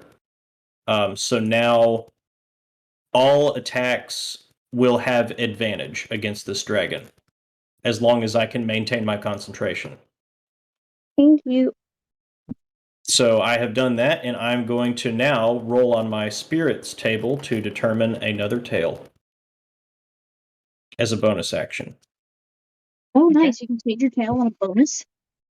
So I have to roll a bonus action to determine which tail I get, and then I have to use an action to bestow the tail. Oh, And it also costs you And it your costs me an inspiration bardic point. inspiration. Yes. Okay. So I have cast Fairy Fire on the dragon, and I have used a point of inspiration to determine a new tail. So that is my turn. Okay.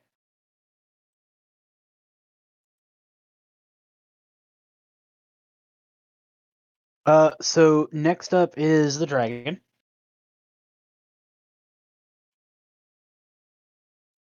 And he is going to cast Breath of Gales. Now this is to affect everybody.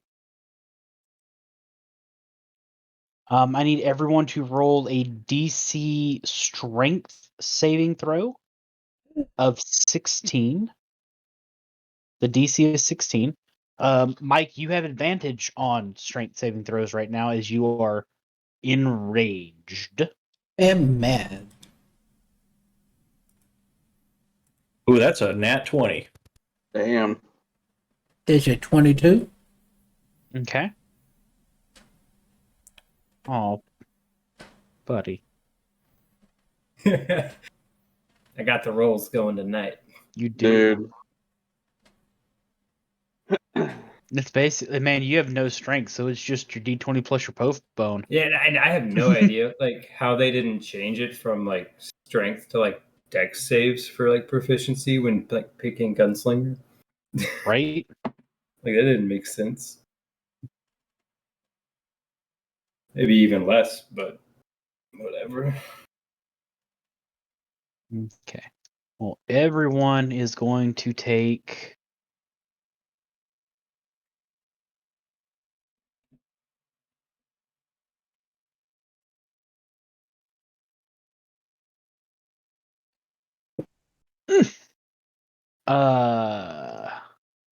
So everyone takes 10 damage from the gale. Okay.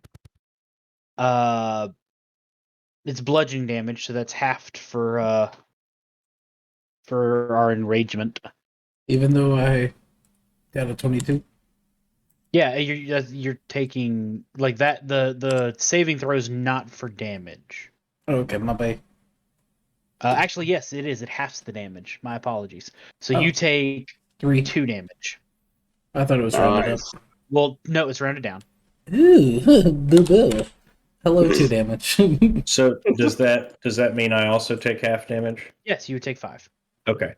Nice. Cassius would take 10, and Don Fang, you got a 12, so you also take 10. What about And my Lady? thing is that- What about Lady Girl? What about what? I need you to roll a strength saving throw. No. Shit. Welcome back. Yeah. I was like, oh, what I meant. Oh, fuck. 19. Hey, all right. So you take 5 damage from Is his this fire? It's his breath attack. No, it's the gales. It's wind. Oh, shit. Okay, you said 5 damage? Yeah, you'll take 5 because you'll take half damage. Cassius, you are pushed back 25 feet. Oof. That's good.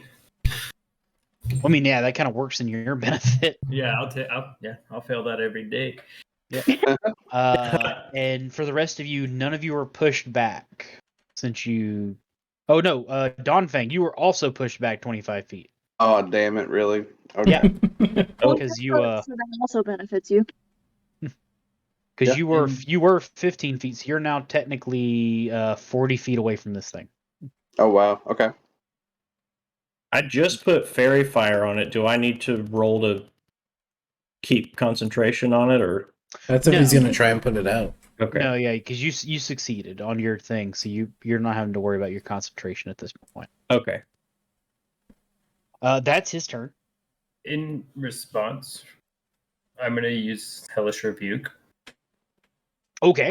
So you just hear infernal come out of my mouth, and it's basically attributing to just fuck shit. Something Damn. about his parentage. You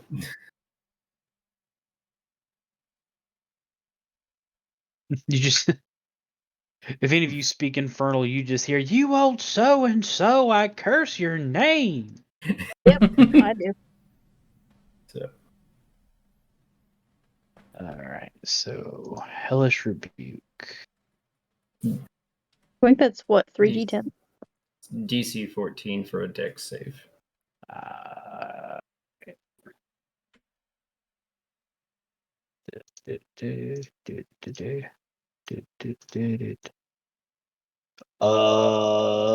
DC 14? Yes, sir. No, he does not make that.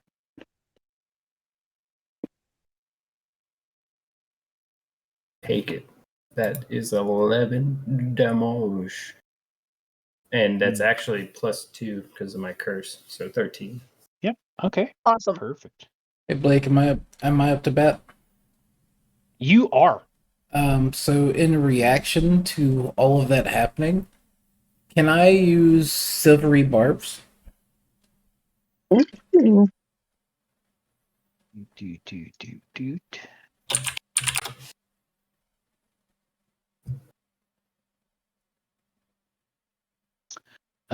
Yes, you can use that actually before your turn because it's a reaction when a Okay. creature you see succeeds on an attack roll.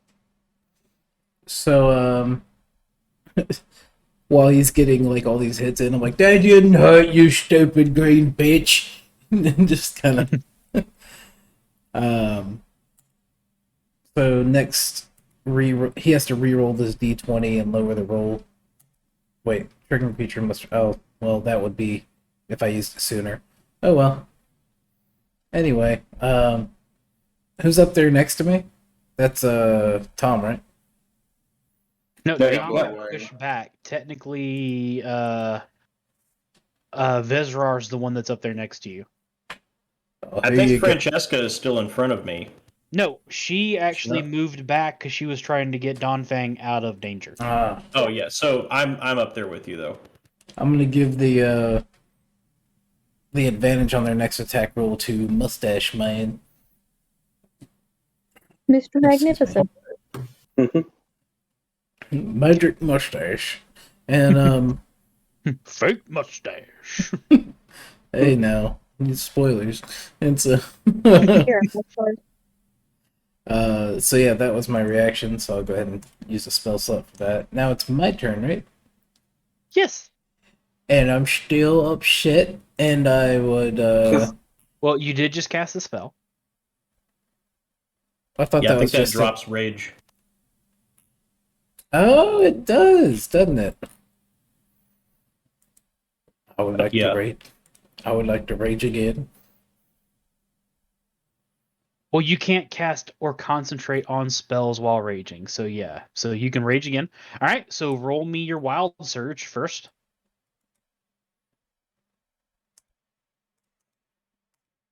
Jesus, highlight all. That's a 3. So 3, an intangible spirit what looks like a flump or pixie, your choice. What the fuck is a flump? Oh, Uh, they're hilarious looking. Jellyfish.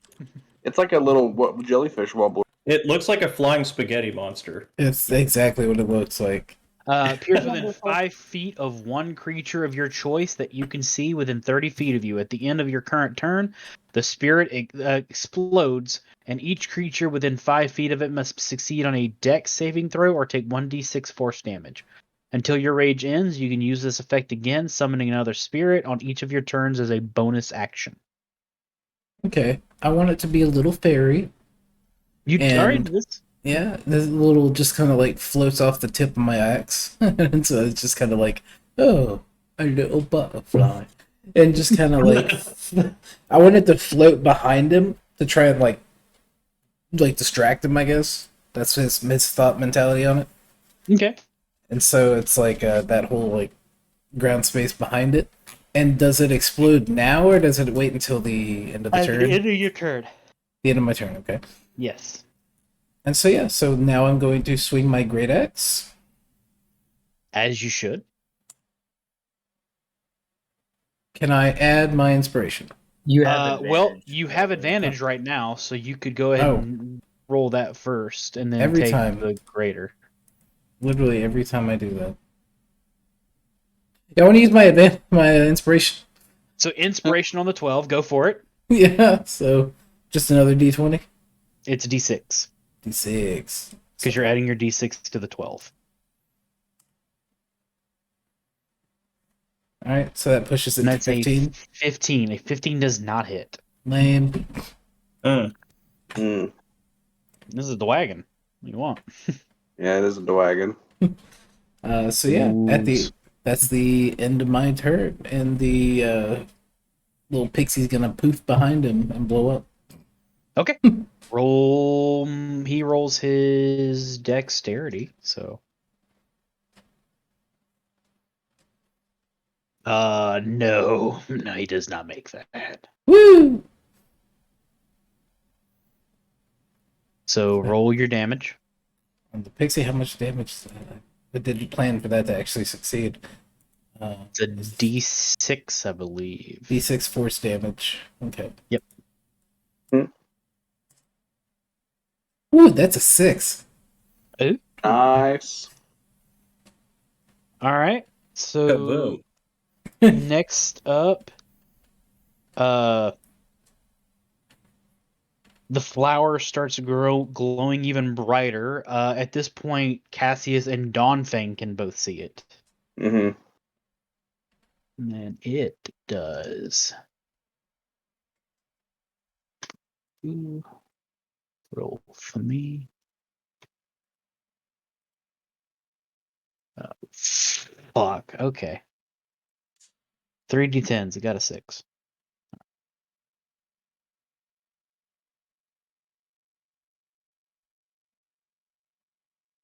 All right, back up to the top.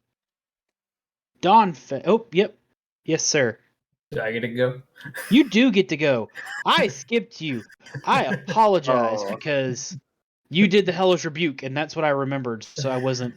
So yes, you get to go. Okay. I am sorry, buddy. It's all good.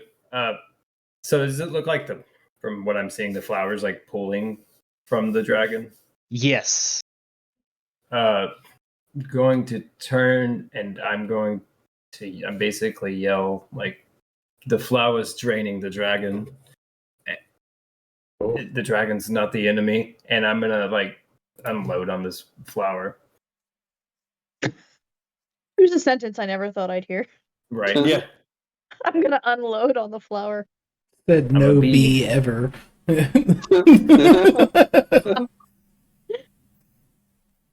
Beautiful. Okay. Roll to hit. 19. You hit. See if this does anything. That's 9 damage to it. You shoot the flower. You blow off several petals. I was just didn't do anything.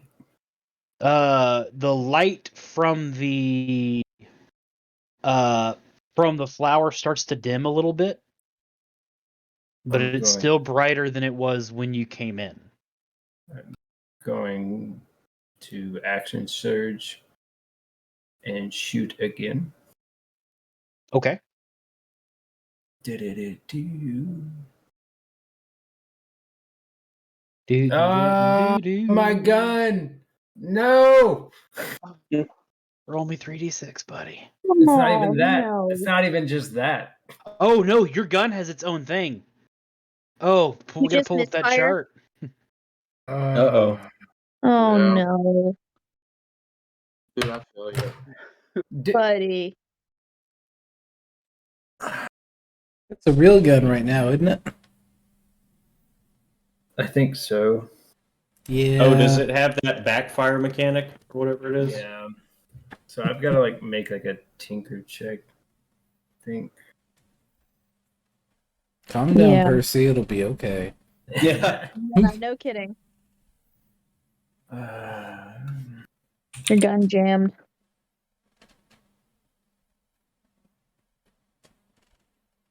It's a DC equal to 8 plus your misfire score.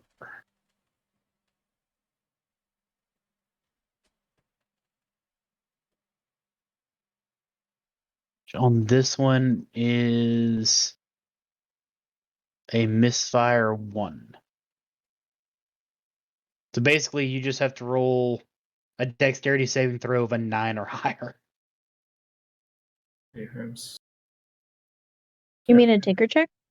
No, yeah, that's to fix that. it. No, that's to fix it.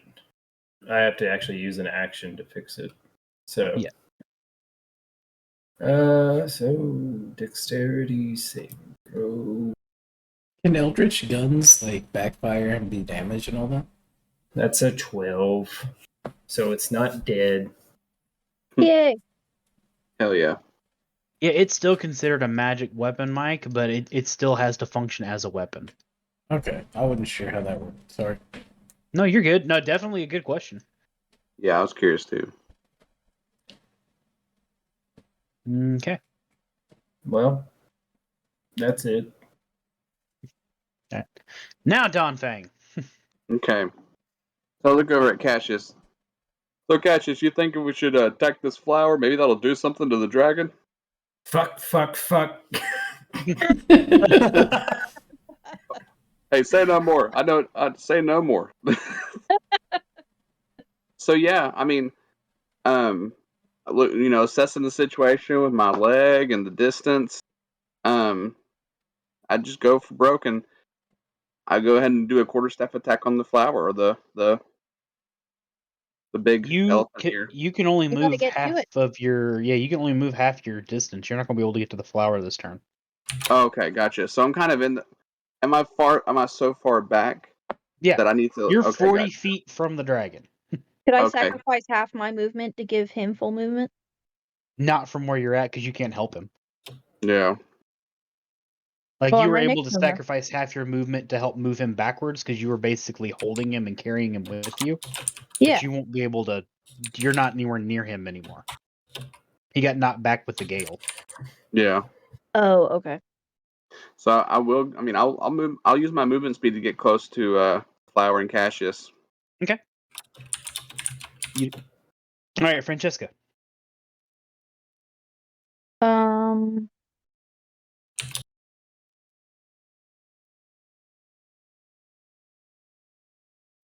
Hmm. How far am I from the flower? You're within movement. Okay. I'll get close to it. Still watching the dragon, and I'll cast Burning Hands on the flower, which it has to make a dexterity saving throw. Does it auto fail because it's a flower? Yeah, I mean it can't move, so it would just fail. Okay. Okay, so it takes 10 fire damage. Okay. And then yeah, that'll be it.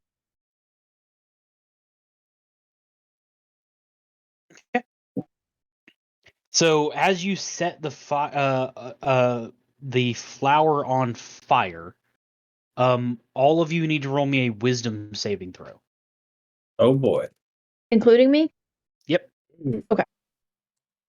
Alrighty, here we go. Oh It'll- no! Oh, Oh no! Malik. He's a stupid foot. I'm going to add my inspiration to that. Good idea. Oh, good idea. Is there Wait. about too? Everybody fucked up. Dawn, Tom, have We you all already fucked used up. your inspiration roll? I don't think I did. That only Not- made it an 8 for me. Yeah, I'm pretty sure I didn't use my inspiration roll. Okay, then you can use it. So it's a D6. Yes.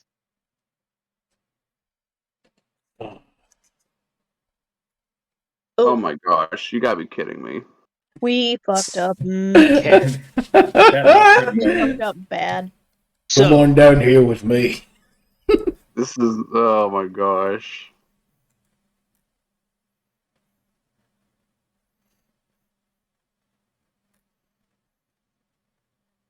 Mm-hmm.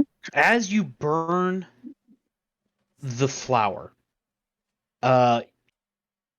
it lets all of you hear just this curdling like scream in your minds, and you all feel this psychic force just blast out from the flower itself.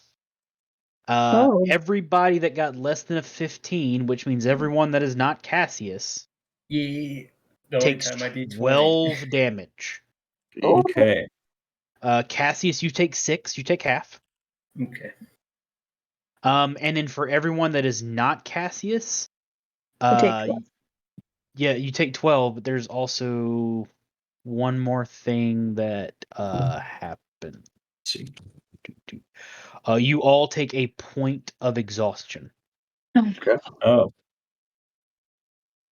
which with 1 point is disadvantage on ability checks. Is there a way to track that in Beyond? There is. Yeah. I Yeah, go think under it. It's under conditions. Hmm. You Gotcha. can adjust your exhaustion level.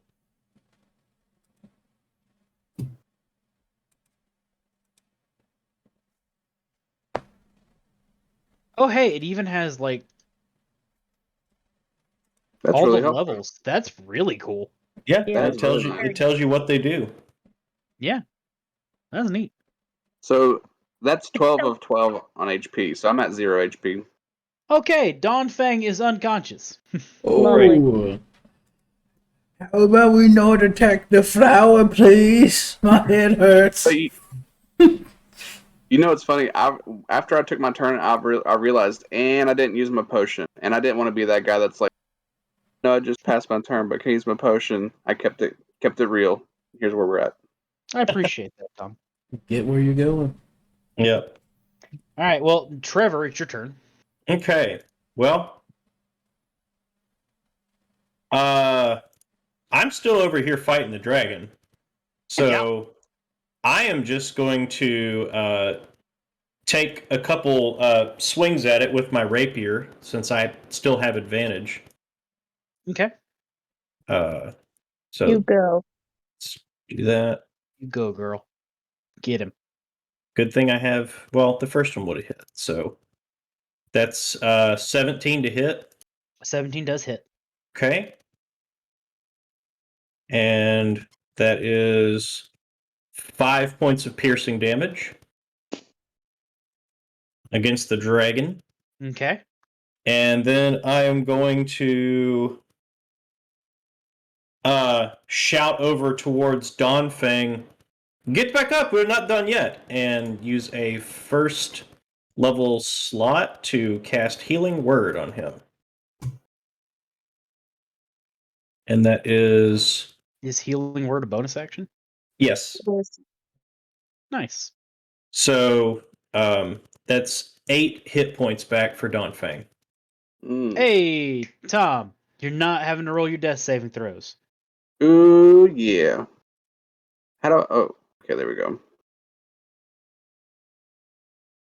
All right, so Dawnfang wakes up. He's laying on the ground, but you know,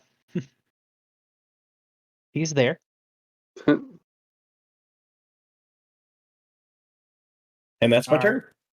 All right. Well, next up is the dragon. Well, And, you know, there's only 2 people in front of him right now. First, he's got to roll to see if he recharges his breath attack. Did the dragon get hit by the flowers thing, though? good point. Actually, yes, it did. Good point. Good point. Sometimes I do math problems.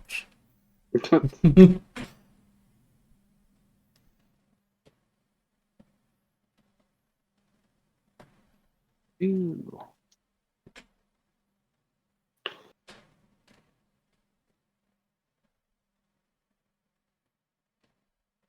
So yes, it did get hit by it. Oh, stupid bitch. He is quite hurting. So he's going to go for his 2 claw attacks and his bite attack. So both claw attacks are going to go against Mally, and then the bite attack's going to go against Vezrar. Okay. So let's see what happens. What happens is apparently not fucking shit. That's a good bitch. What the fuck, Uncle Touchy? That was needed. So what's your AC, Malik? 16. 16. Okay. And then what's your AC, Vezrar? 13. Is it- Okay. So Is it still boosted from? No, he dropped no, that. because he changed to a different thing. Yeah. Oh yeah, that was from the wild magic thing. Yep. Yeah. So one claw attack does hit Malik. And then the bite attack does hit Vez. I didn't realize you had a 13. Yep. How much damage? Let me roll it.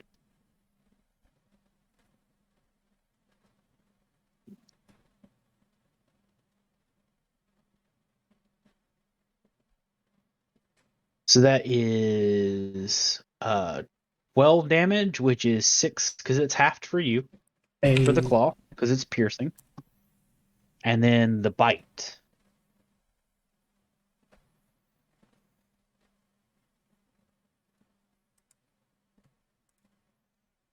So, oh, Trevor, you lucky bitch.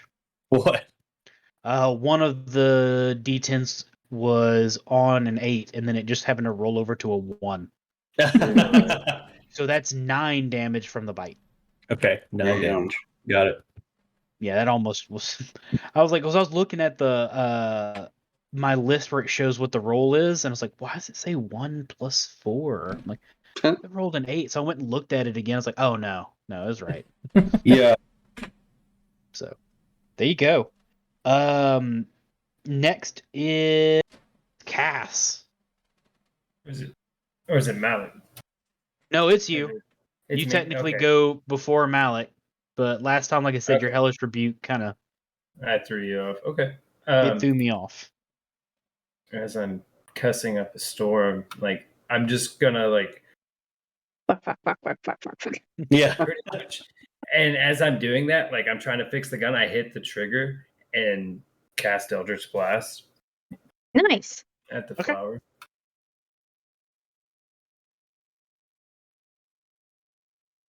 $21. Yeah, you hit the flower. So, how would I'm going to ask for a little inspiration from you? How would you like to flavor this Eldritch Blast? Like coming out of a gun? That sounds cool. Would it be That like sounds pretty cool. like a ray, or would it like still be like a bullet? It would be a bullet, but instead of it being like a small bullet you can't see, it almost looks like an actual like the green like fiery part of the Eldritch Blast almost congeals at the end and then just bolts out Okay. basically like a fireball. But it's Okay, it's cool. that Eldritch green. Nice. So 100% you just pull it and just shoot a green fireball. Hmm. Yeah. Please be good. That is dope. 10. Yes. All right. Yeah. That's on the flower. And are potions bonus actions, or are they Yes. action? Potions are a bonus action. I will always I'm- let you drink a potion on a bonus action. I am going Cool. to tip that one back. Okay. Dude, where did you go?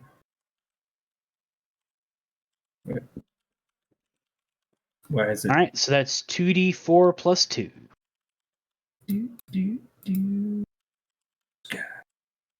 Hey, 10.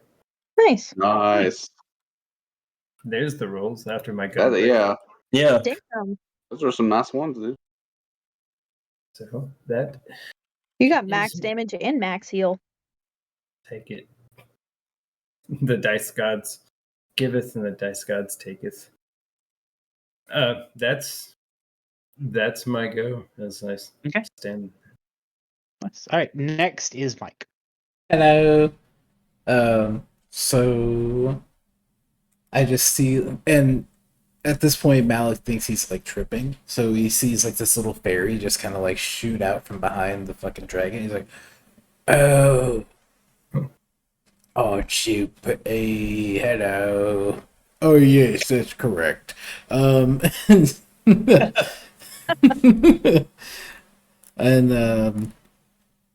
you know, I'm gonna swing up underneath like the dragon's like jawline, just kind of like whoof, with my great axe. Okay. Roll to hit. You have advantage on the attack right now because Fairy Fire is still in effect. That'd be a 15. 15 does not hit. Mm-mm. Did you roll 2? Huh? Yeah, he did. Yeah. Oh, okay. Yeah, I one just was saw a- 15 on my screen. One was a 3 and one was a 10. They just showed the 15 on mine for some reason. So, as a bonus action, though,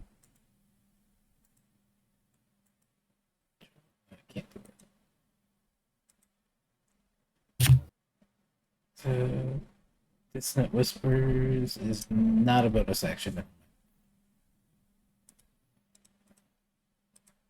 I was seeing what spells I had for bonus action, and Gotcha. I have like silvery barbs for a reaction. That's about it.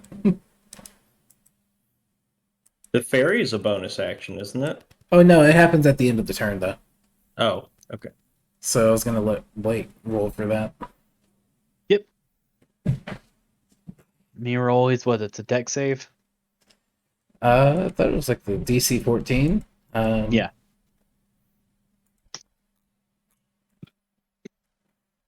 That's either an 18 or a 5.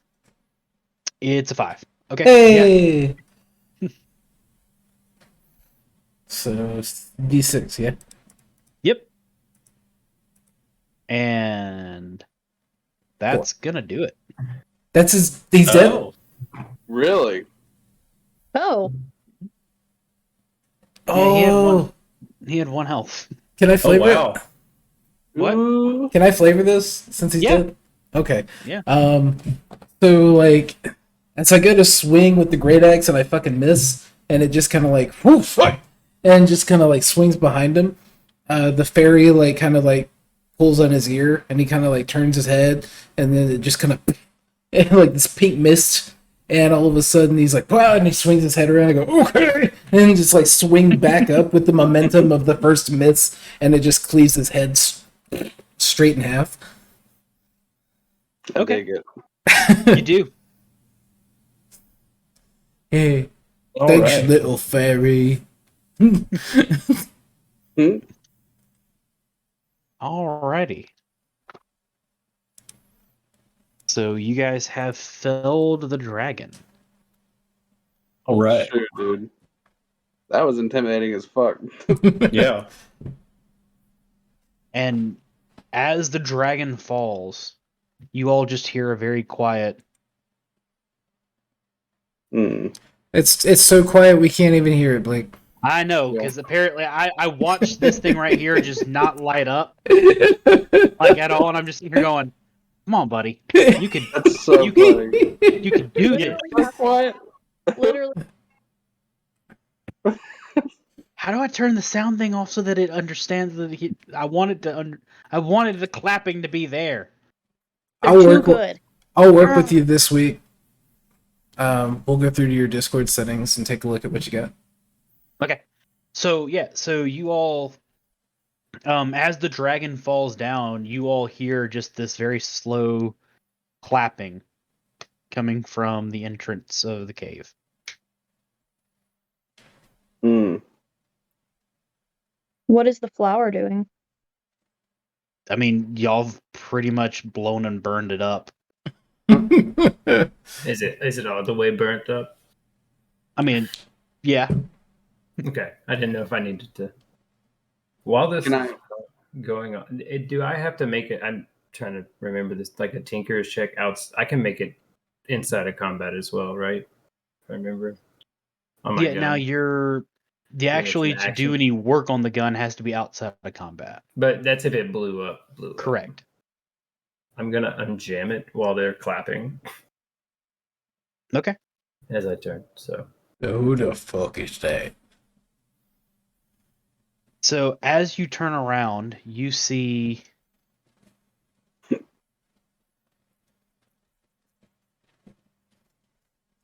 a man dressed in like this.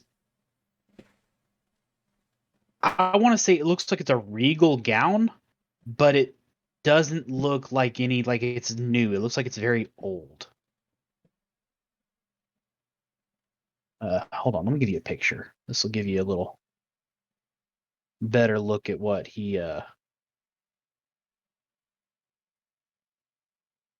looks like.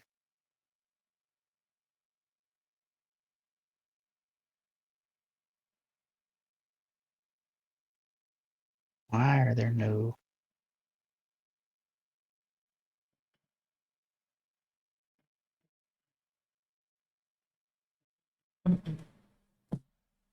Drinking water, so I don't hurt tomorrow.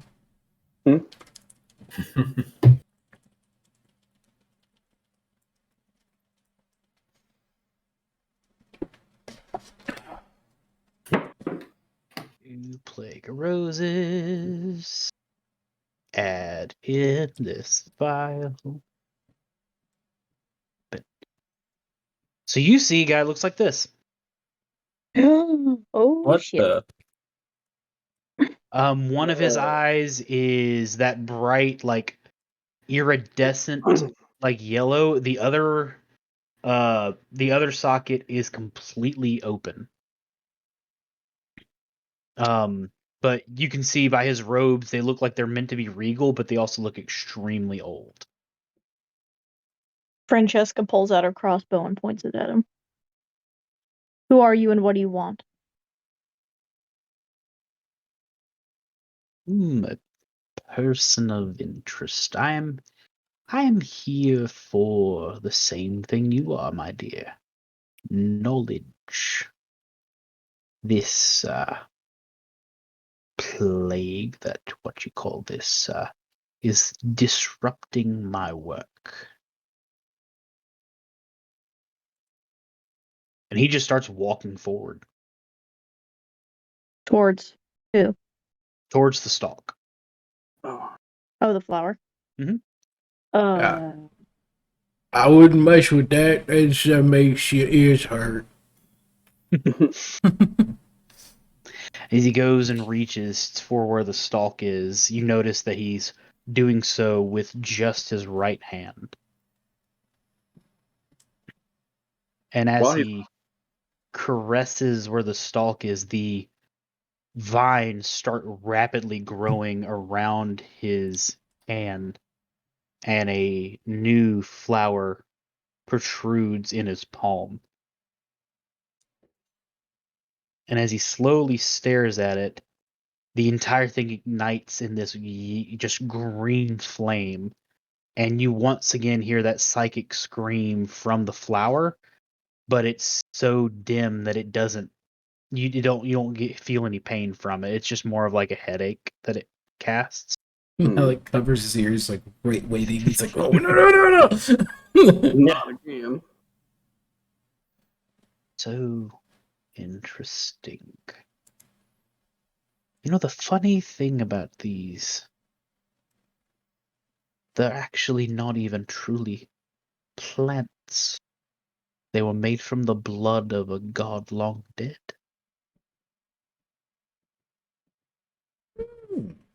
Apparently he tried to come about 20 years ago, and random people stopped it, as I heard. I don't really care. But his blood still spilled upon the land, causing such great disruption. He slowly just starts looking around at all of you. What are you all doing here? I get back up from being knocked down, kind of use my quarterstaff to hold myself up. Fighting dragons and trying to figure out what's going on. We're trying to save people. I see. Helping people. It's a good and noble task. But I wonder why you killed my pet. Well, that was me. He snipped at us first.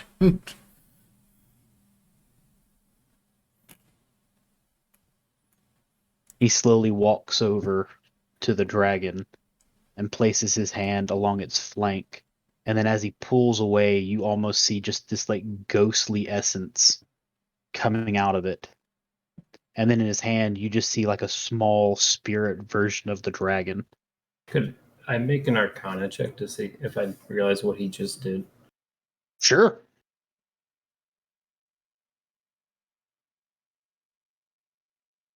$22. Oh, necromancy. Of like dark necromancy. Oh, that's a neat trick. I shoot an arrow at his foot. I Okay, believe roll we should go.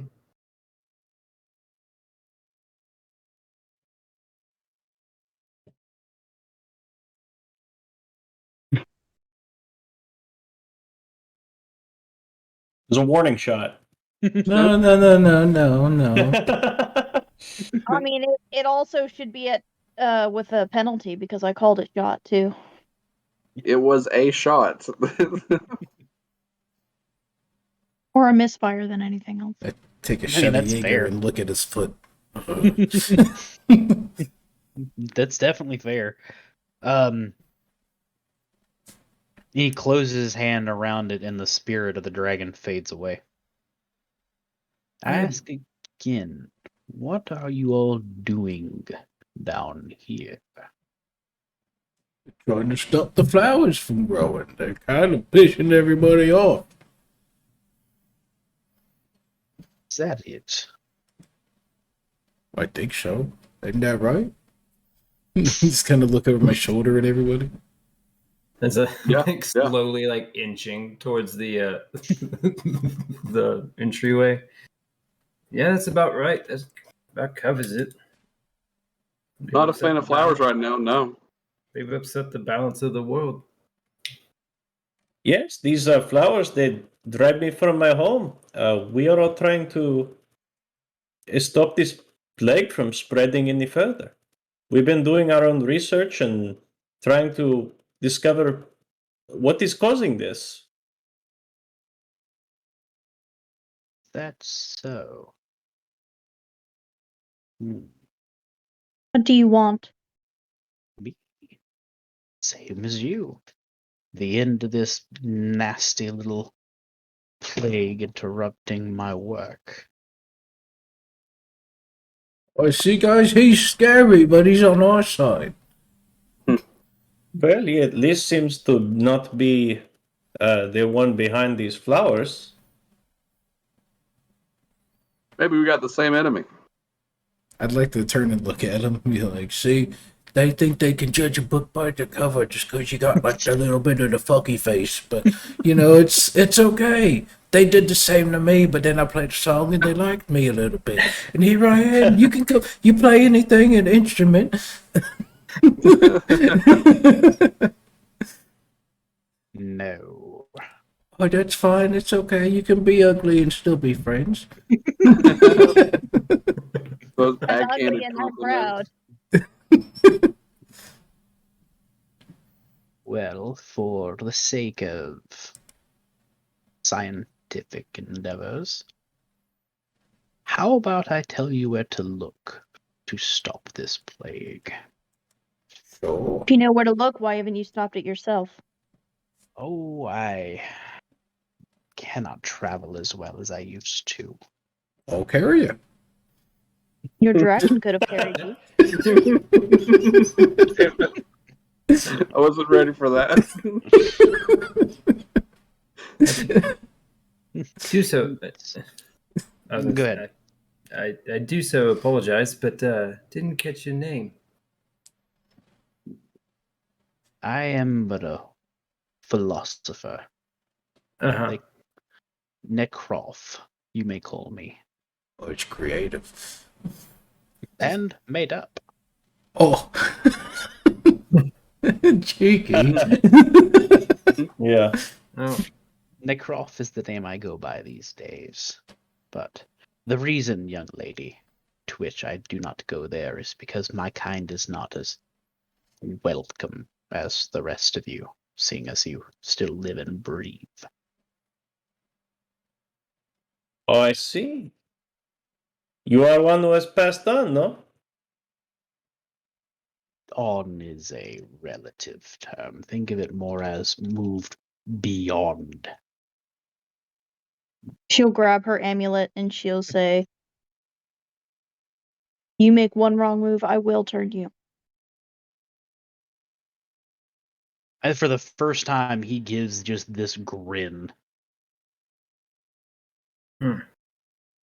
I don't think there's a god that's left that's still walking here that can turn me. But I welcome the challenge. Easy now. this is fun. Fun. But I look over at Malik. I don't know if I welcome the challenge. My legs are hurting pretty bad. You know, it's I'm a little tired. I don't think he's that bad. I think he's just, a little misunderstood. He got a bit of the sad face on half of it. And so it Maybe looks tomorrow. like, Maybe on a good day. yeah, he looks, Maybe tomorrow. yeah, maybe tomorrow, you want to come back here tomorrow? We could all go up there. We'll vouch for you. Mr. Nekrov, was it?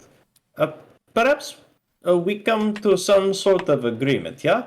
What sort of lead do you have on this Plague of Roses, as they call it?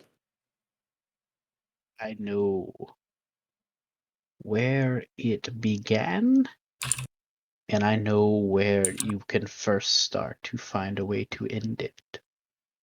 Which would you like to know? You all seriously aren't going to trust him, are you? It's- I don't think we got a choice.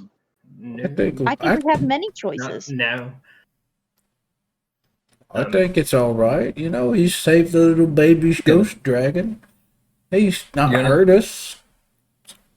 Kind of like walk up to Francesca's like backpack and like pull out a vial and like, I'm gonna do some research, and just kind of like as he's monologuing, like walk over to the flower. You got business, so research, as you say. She's watching you like a hawk. Yeah. I'm just. I look over at Francesca. I look over at Francesca. Hey, any information is good information, whether we trust her or not. We get more than what we had before. He could be leading us to our death. Look at this undead bastard. That's a little bit mean. He ain't done nothing wrong to us. Except own the dragon that almost killed us. Well, I killed the dragon. He's not really an issue anymore, is he? It's quite all right. You have every reason not to trust me. I hold nothing against you for it. But as I said, I would rather this plague end soon, and more people that can work on it, the better, in my opinion. No, let me ask you something. First off, if all the gods are dead as if you say, isn't there a god that keeps the undead alive? And two, if this plague is turning those into the undead, like you, isn't that something you'd want to perpetuate? Your first question, ma'am, is much easier. They're not dead. They are just no longer here. Based at the moment, most of the gods are stuck in the celestial realm and they cannot leave. Hence why you don't see them about like you used to. I know Which that very well for is- myself, thanks. Beneficial for me personally. Your second question. What was it again?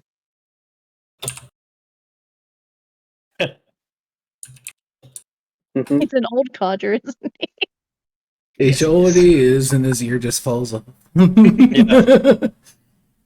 shits himself. She asked, if this plague is perpetuating and creating more undead, isn't that something that he would want? That is where the misconception is strewed. This plague does not create undead. This plague reanimates corpses to move about its spores, much like procreation of certain plants and things. But it takes my undead and actually recontrols them. They no longer have animation. It steals life force. This thing is just as dangerous to you as it is to me. And I greatly am displeased by it. It does seem interesting that these sort of monsters do not appear to be entirely undead, so I can kind of see where you're coming from on this. It's this plague's entire mission is just to sap the life force of everything left on this plane. And probably others if they could get there, but let's not dwell upon such things. If we return to your initial offer, What were the two things you promised to tell us? It was either where the plague began, or there was one other thing. Well, I can tell you either where it began, or I can tell you where you might find the first step into defeating it, or Oh, that would be a good one. whatever you wish to do with it. The second thing you said. I believe that is more pertinent, yes. Very well. I'm sure you've all heard of the southern continent and the city of Kellendes. There is, to the east, a very old temple. It is a temple for Ilmater. And I cannot obviously go there due to its holy ground, but you should be fine. There you may find the answer you're looking for on how to end this nonsense. We can all go back to our daily lives, or on life, however you look at it. Well, see, he just wants to get his job back. I'd be pretty upset too if somebody stopped my job. I ain't really got a job, but I can imagine. So, Interesting that a temple of Ilmater would have some sort of thing that would help resolve the plague when the gods seem to be largely absent during this plague. He does have a point. It's not what is causing it. It is your first step to removing it. That is the difference. Not It's like great. everything that lived in that temple is necessarily good. That is Say, Crazy Face, how do you know all this stuff? You seem to be pretty knowledgeable about it.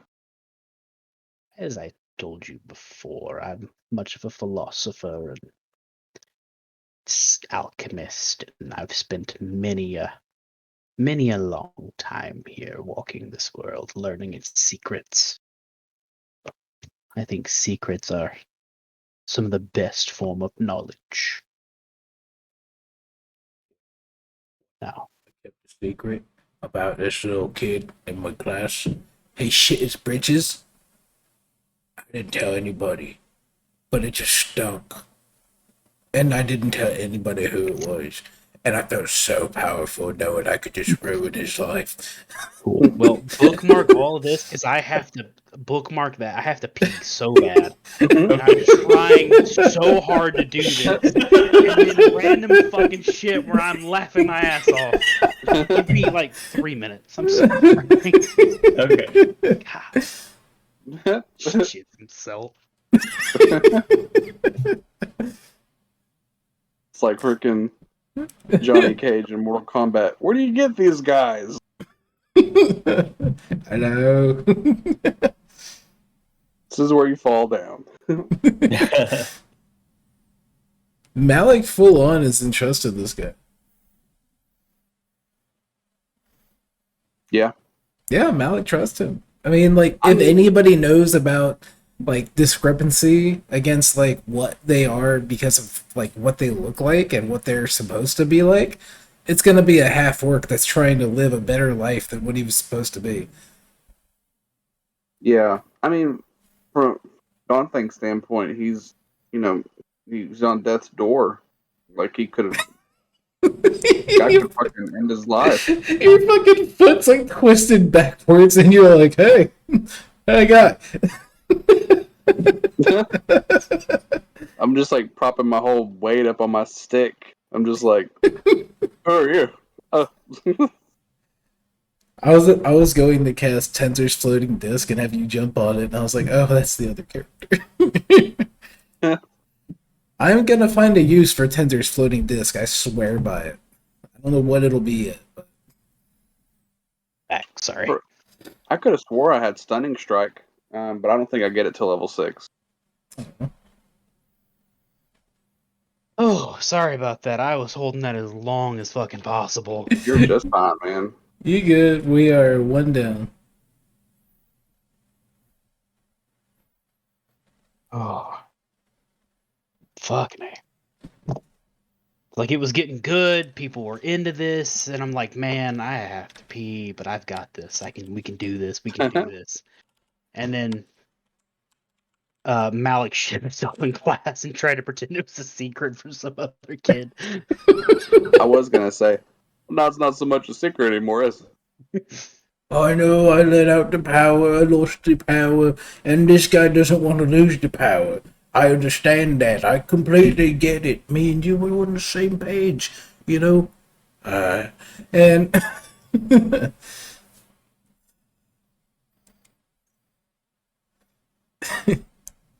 Did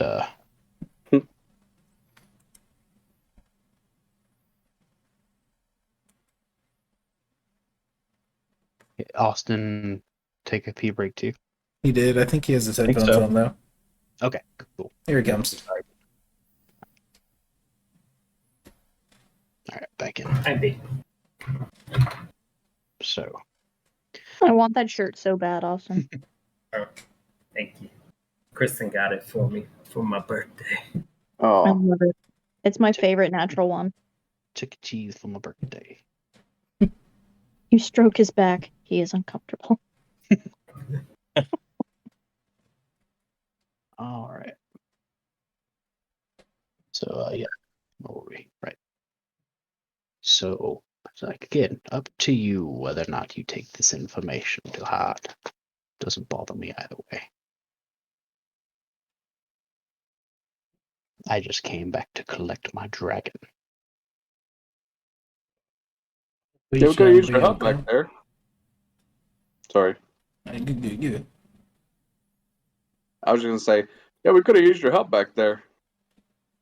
Oh, I simply arrived towards the end and I was curious to see what would happen. When you struck the flower and it let out that psychic resonance, that was knowledge I had not had before.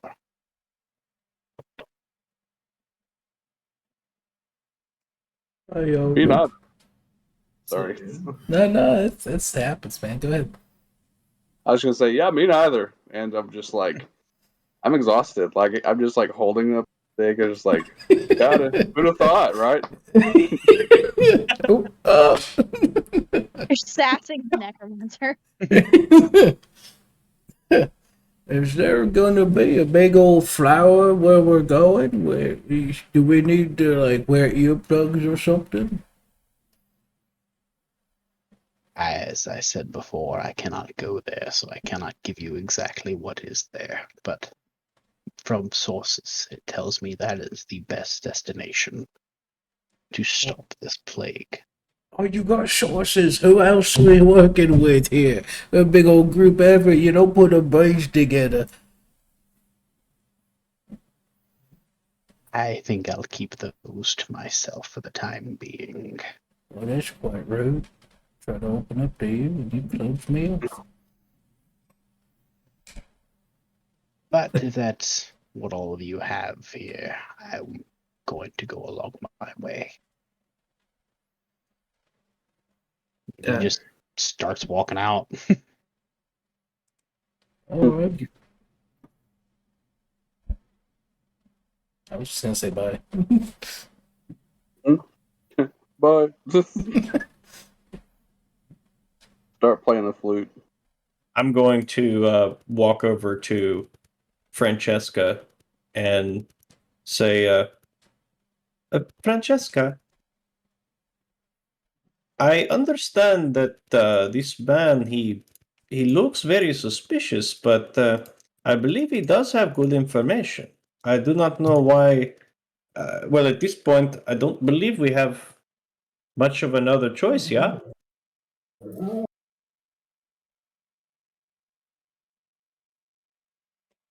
At this point, she is shaking with anger. And the sight of him pulling the soul from that dragon has got it's just got it rattled. It's a dog. And There's a dog just popping up in Austin's place. Oh. Sorry, it's a crippled dog, and he kept putting it in screen, so I. Yeah. Trying to get up.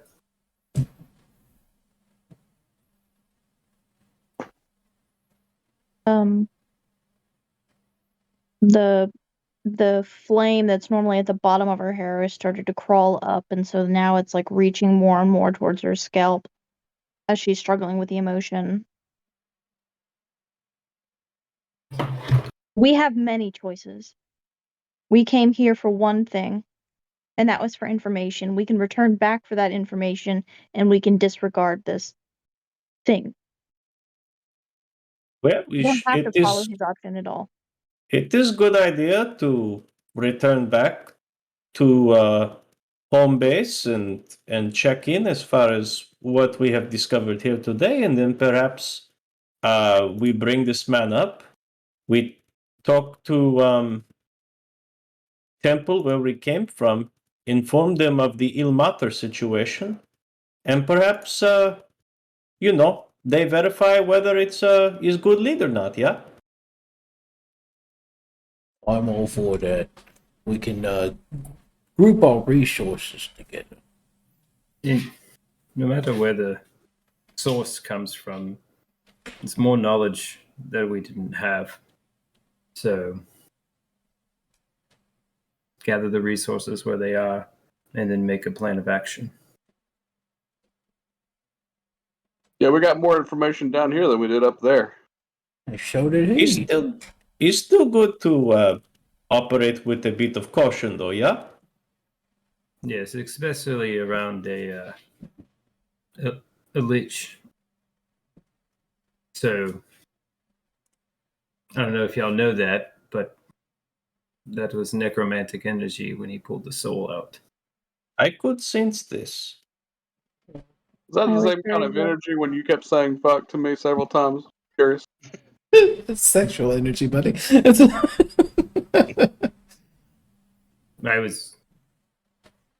don't remember saying that to you. Oh, okay. Must have been me. Sorry.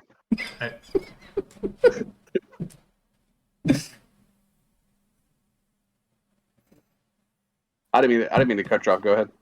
Oh, I was just laughing. I believe that either way we do not have much more business here, so maybe it's a good idea to get back to horses and head back to Temple, yeah? Yeah. I agree. Do we want to rest here first? We don't look so good. I'd rather not sleep here. At least maybe at the cart.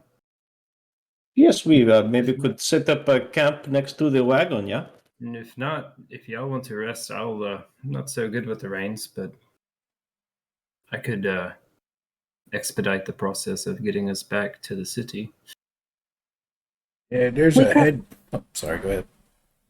We can rest here. We can set up camp beside the wagon if you want to rest. I can set an alarm of sorts.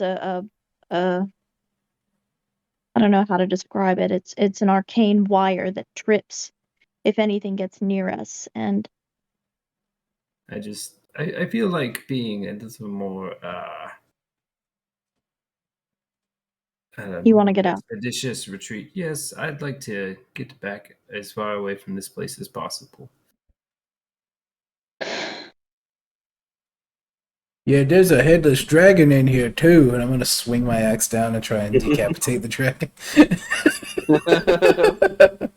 You do. I mean, there's really no resistance at this point. I'm gonna take it with me. Okay. Yeah, you said. I mean, I'd imagine the head isn't like fucking like this big. No, you could probably pick it up. Yeah, Dragon. nobody wants to hang around a dead dragon without a head. Probably get going. Just seeing you like struggling to pull it out of the hole. I know it might not be a comfortable ride, but y'all could try to get some rest on the way back. And as soon as we get back, I do believe that we are owed a magical rod that might provide some use. Yeah, how we gonna get out of here? I do not know. That way over there. Same way we Yes. came, I suppose. I thought we came down the big water slide. Yes, that's the way up. To the That's the climb. way back out. Huh. All right. So as you guys make your way back out to the caravan, or May to I- your wagon, Can I get samples of the dragon scales, the dragon blood, and the flower petals? Yeah. Thank you. definitely.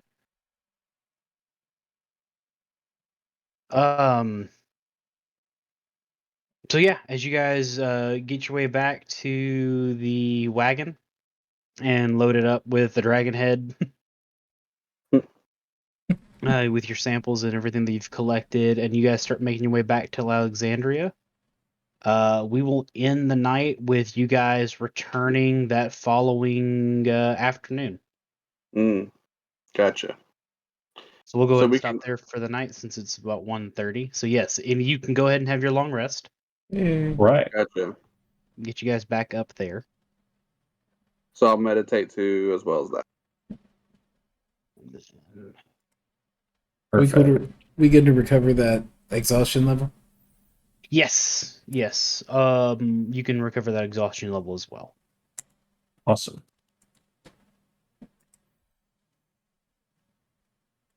Thank you. As far as XPs, everybody take 500 for the night for role playing. Okay. Love the role play. Hell yeah. Thank you. And then for the Dwagon, that is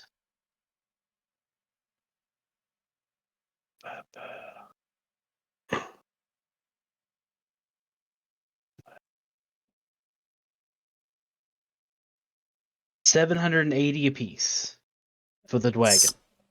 Right.